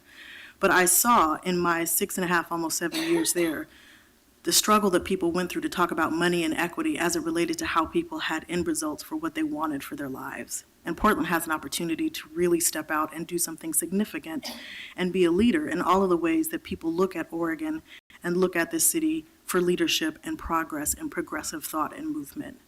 And so I encourage you to actually look at the ugliness of the situation and figure out what side you want to fall on and determine if you want to be someone who's going to decide that it doesn't matter, that you can be comfortable about your decision and go home and go to bed at night and feel okay, or actually realize that the people who elected you to this position trust and give you the space to make decisions that will, in the end, value their life as much as you value your own. Thank you. Thank you. Appreciate it very much. So at this point, we have opportunities for further questions for Mr. James, or at this point, I'll also entertain a motion in a second to accept the report. Here, I move to accept the report. Second. We have a motion from Commissioner Fish, a second from Commissioner Fritz. Further discussion? Mr. James, was there an end cap you wanted to put on this? I think it was just done, so I'd say no. Thank you. Done and done eloquently. Please call the roll, Carla. Fritz? 5 years. And it really does feel like it's going to continue going at this point. I think it was a question 5 years ago. Thank you, Nancy, for your involvement. For those of you who, and maybe some at home, are wondering how this came to be, it was the 2009 State of Black Oregon report showing that for African Americans over the last 17 years, things have got worse rather than better. And then following that, the Coalition of Communities of Colour came out with a report saying there was similar evidence in 6 different communities. And I remember going upstairs into Mayor Adams's office and saying, well, we're not just going to put this on a shelf, right? We're going to do something about this. And he agreed that, yes, we should do something. And then he announced it at the State of the City address, and everybody was kind of looking around at each other, wondering what exactly that something might be. What we did was we established what we called, well, what Sam called the Creation Committee, which is a bit grandiose, but on the other hand, it really did need a very deep delve. I think there were 32 stakeholders on it. It was referenced that this is the only equity office in the country, I believe, that also looks at disability, and need to honour Nyla McCarthy, who was insistent that this was a group that needed to be have attention. And Commissioner Saltzman, you're right, there are many other groups that also suffer disparities. These were the two that we, the Creation Committee and the Council at that time, knew were the ones that we absolutely had to concentrate on the most. And over the last 5 years, I've learned so much as evidence that that was the right decision. And now we're looking at what are the next 5 years going to be, or certainly the next 4 years. Dante and I might seem like we disagree as far as the equity managers in the bureaus and the equity staff that he's requesting in his office, but actually we don't. Only the police bureau got extra funding for their police equity manager position. The others were told by their commissioners, find it within your existing resources, and so they did.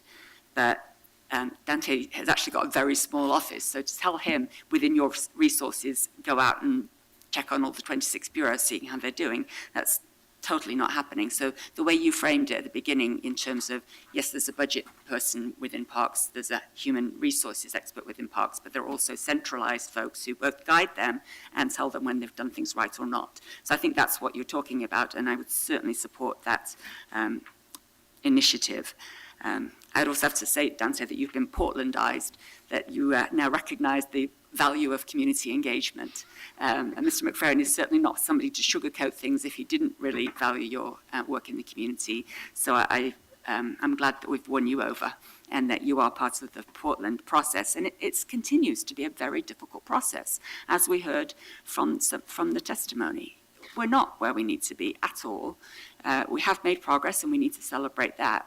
But with so much ground to make up, and I was afraid when we were starting it that if it just didn't work this time, we could just forget it for the next 50 years, because so many people of colour in the community were so disillusioned and just, we've done this 20 times over, we're not going to go through it again. It's taken us 5 years to even start building those bridges and showing, as well as talking about things, that we really do need to work together. And I think now, more than ever, with what's happening at the national level, we do need to see what can we agree on. And certainly the Portland values are the values that are evidenced by the Office of Equity and Human Rights. As Ms. Mariana Gary Smith said, we want due process and end results. It has to be tangible. We have to have outcomes that are better than the ones before. And it is hard to turn the ship of state. It's not like a jet boat that you can just swirl around. It takes a while to make it move, but we're all going to have to put our shoulders to it and help it to move. We can't fail, and it's so important. So thank you very much, and thank you, colleagues, for all of your support over the years. Aye. Dr. James, thank you for an excellent report, and I was proud to be on the council that launched this experiment, and I'm glad it's still moving forward and that you are still leading this effort. 75 years ago, a president signed an executive order that over time, history will record was a terrible mistake, targeting people based on who they were and questioning the loyalty of Japanese Americans. 75 years later, we have a new president that is signing similar executive orders.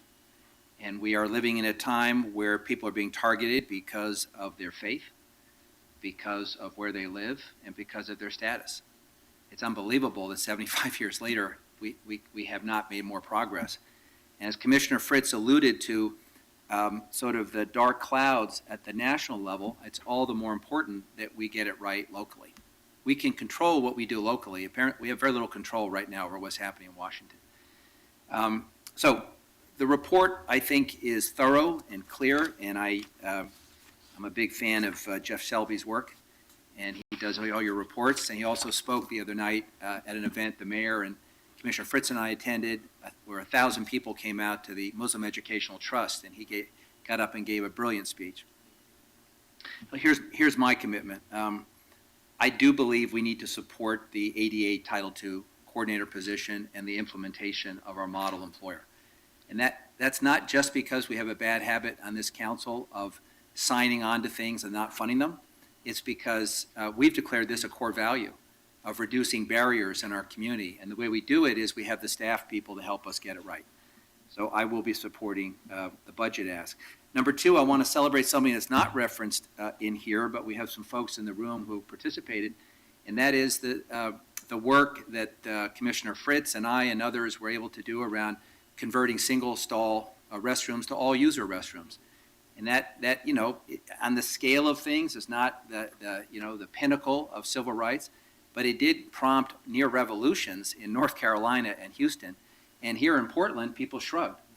And in fact, we're going to go to the next phase of this soon, where we're going to be challenging the business community to model the actions of local government, and we're getting great support. The report has a reference to some barriers we continue to face in extending programs from the city to people, particularly people who are low income from communities of color, refugees and immigrants. And the one that jumps out at me is the program that provides low-income discounts to people who are struggling to pay their utility bills. And I appreciate the collaboration on that, and we hope to get that right, and we'll have more to say this year before council when we bring something forward. The work of providing opportunities for people with intellectual disabilities is critically important.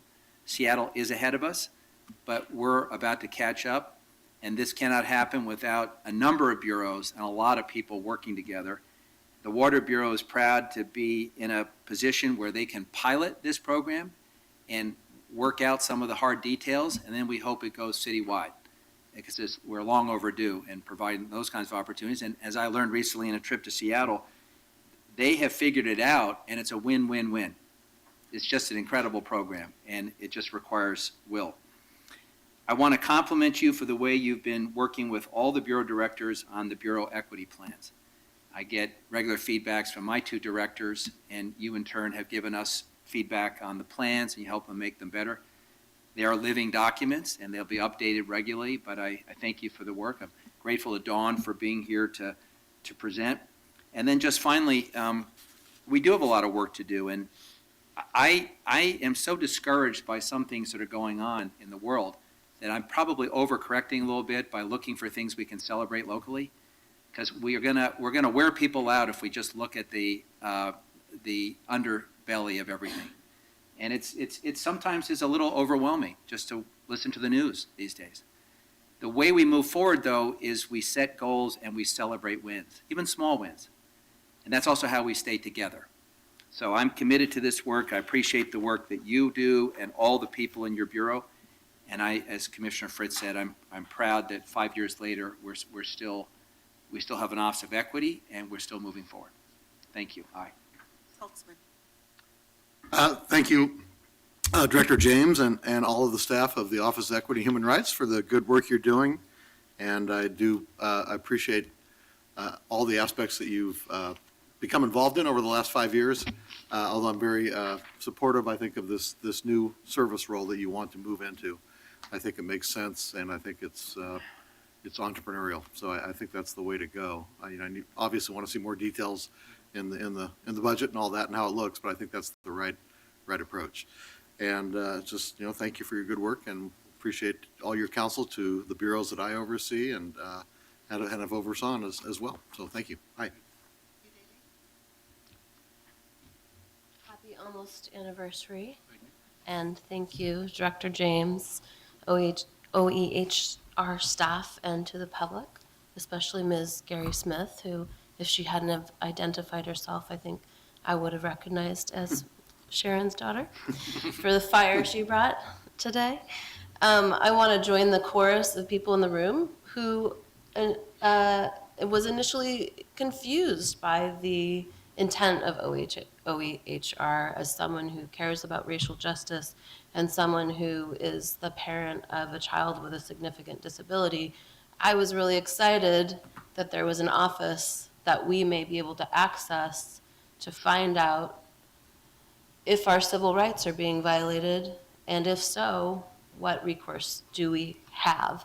So I just wanted to admit that and say that I think it's very honest confusion, and, you know, maybe we could expand our mission in that direction one day, or have an outward-looking piece to it. I also am looking forward to digging into the budget and being supportive of expanding your programming. And I want to say something I've been thinking about a lot lately is that equal is not the same as equitable. And we haven't even reached equal yet if our employment stats are 21%, when we know that people of color make up about almost a third of our population, let alone equitable, which would mean making up for decades and centuries of historic oppression and discrimination. So I just want to acknowledge that it's exciting, the progress that we've made, but acknowledge that we have a long way to go.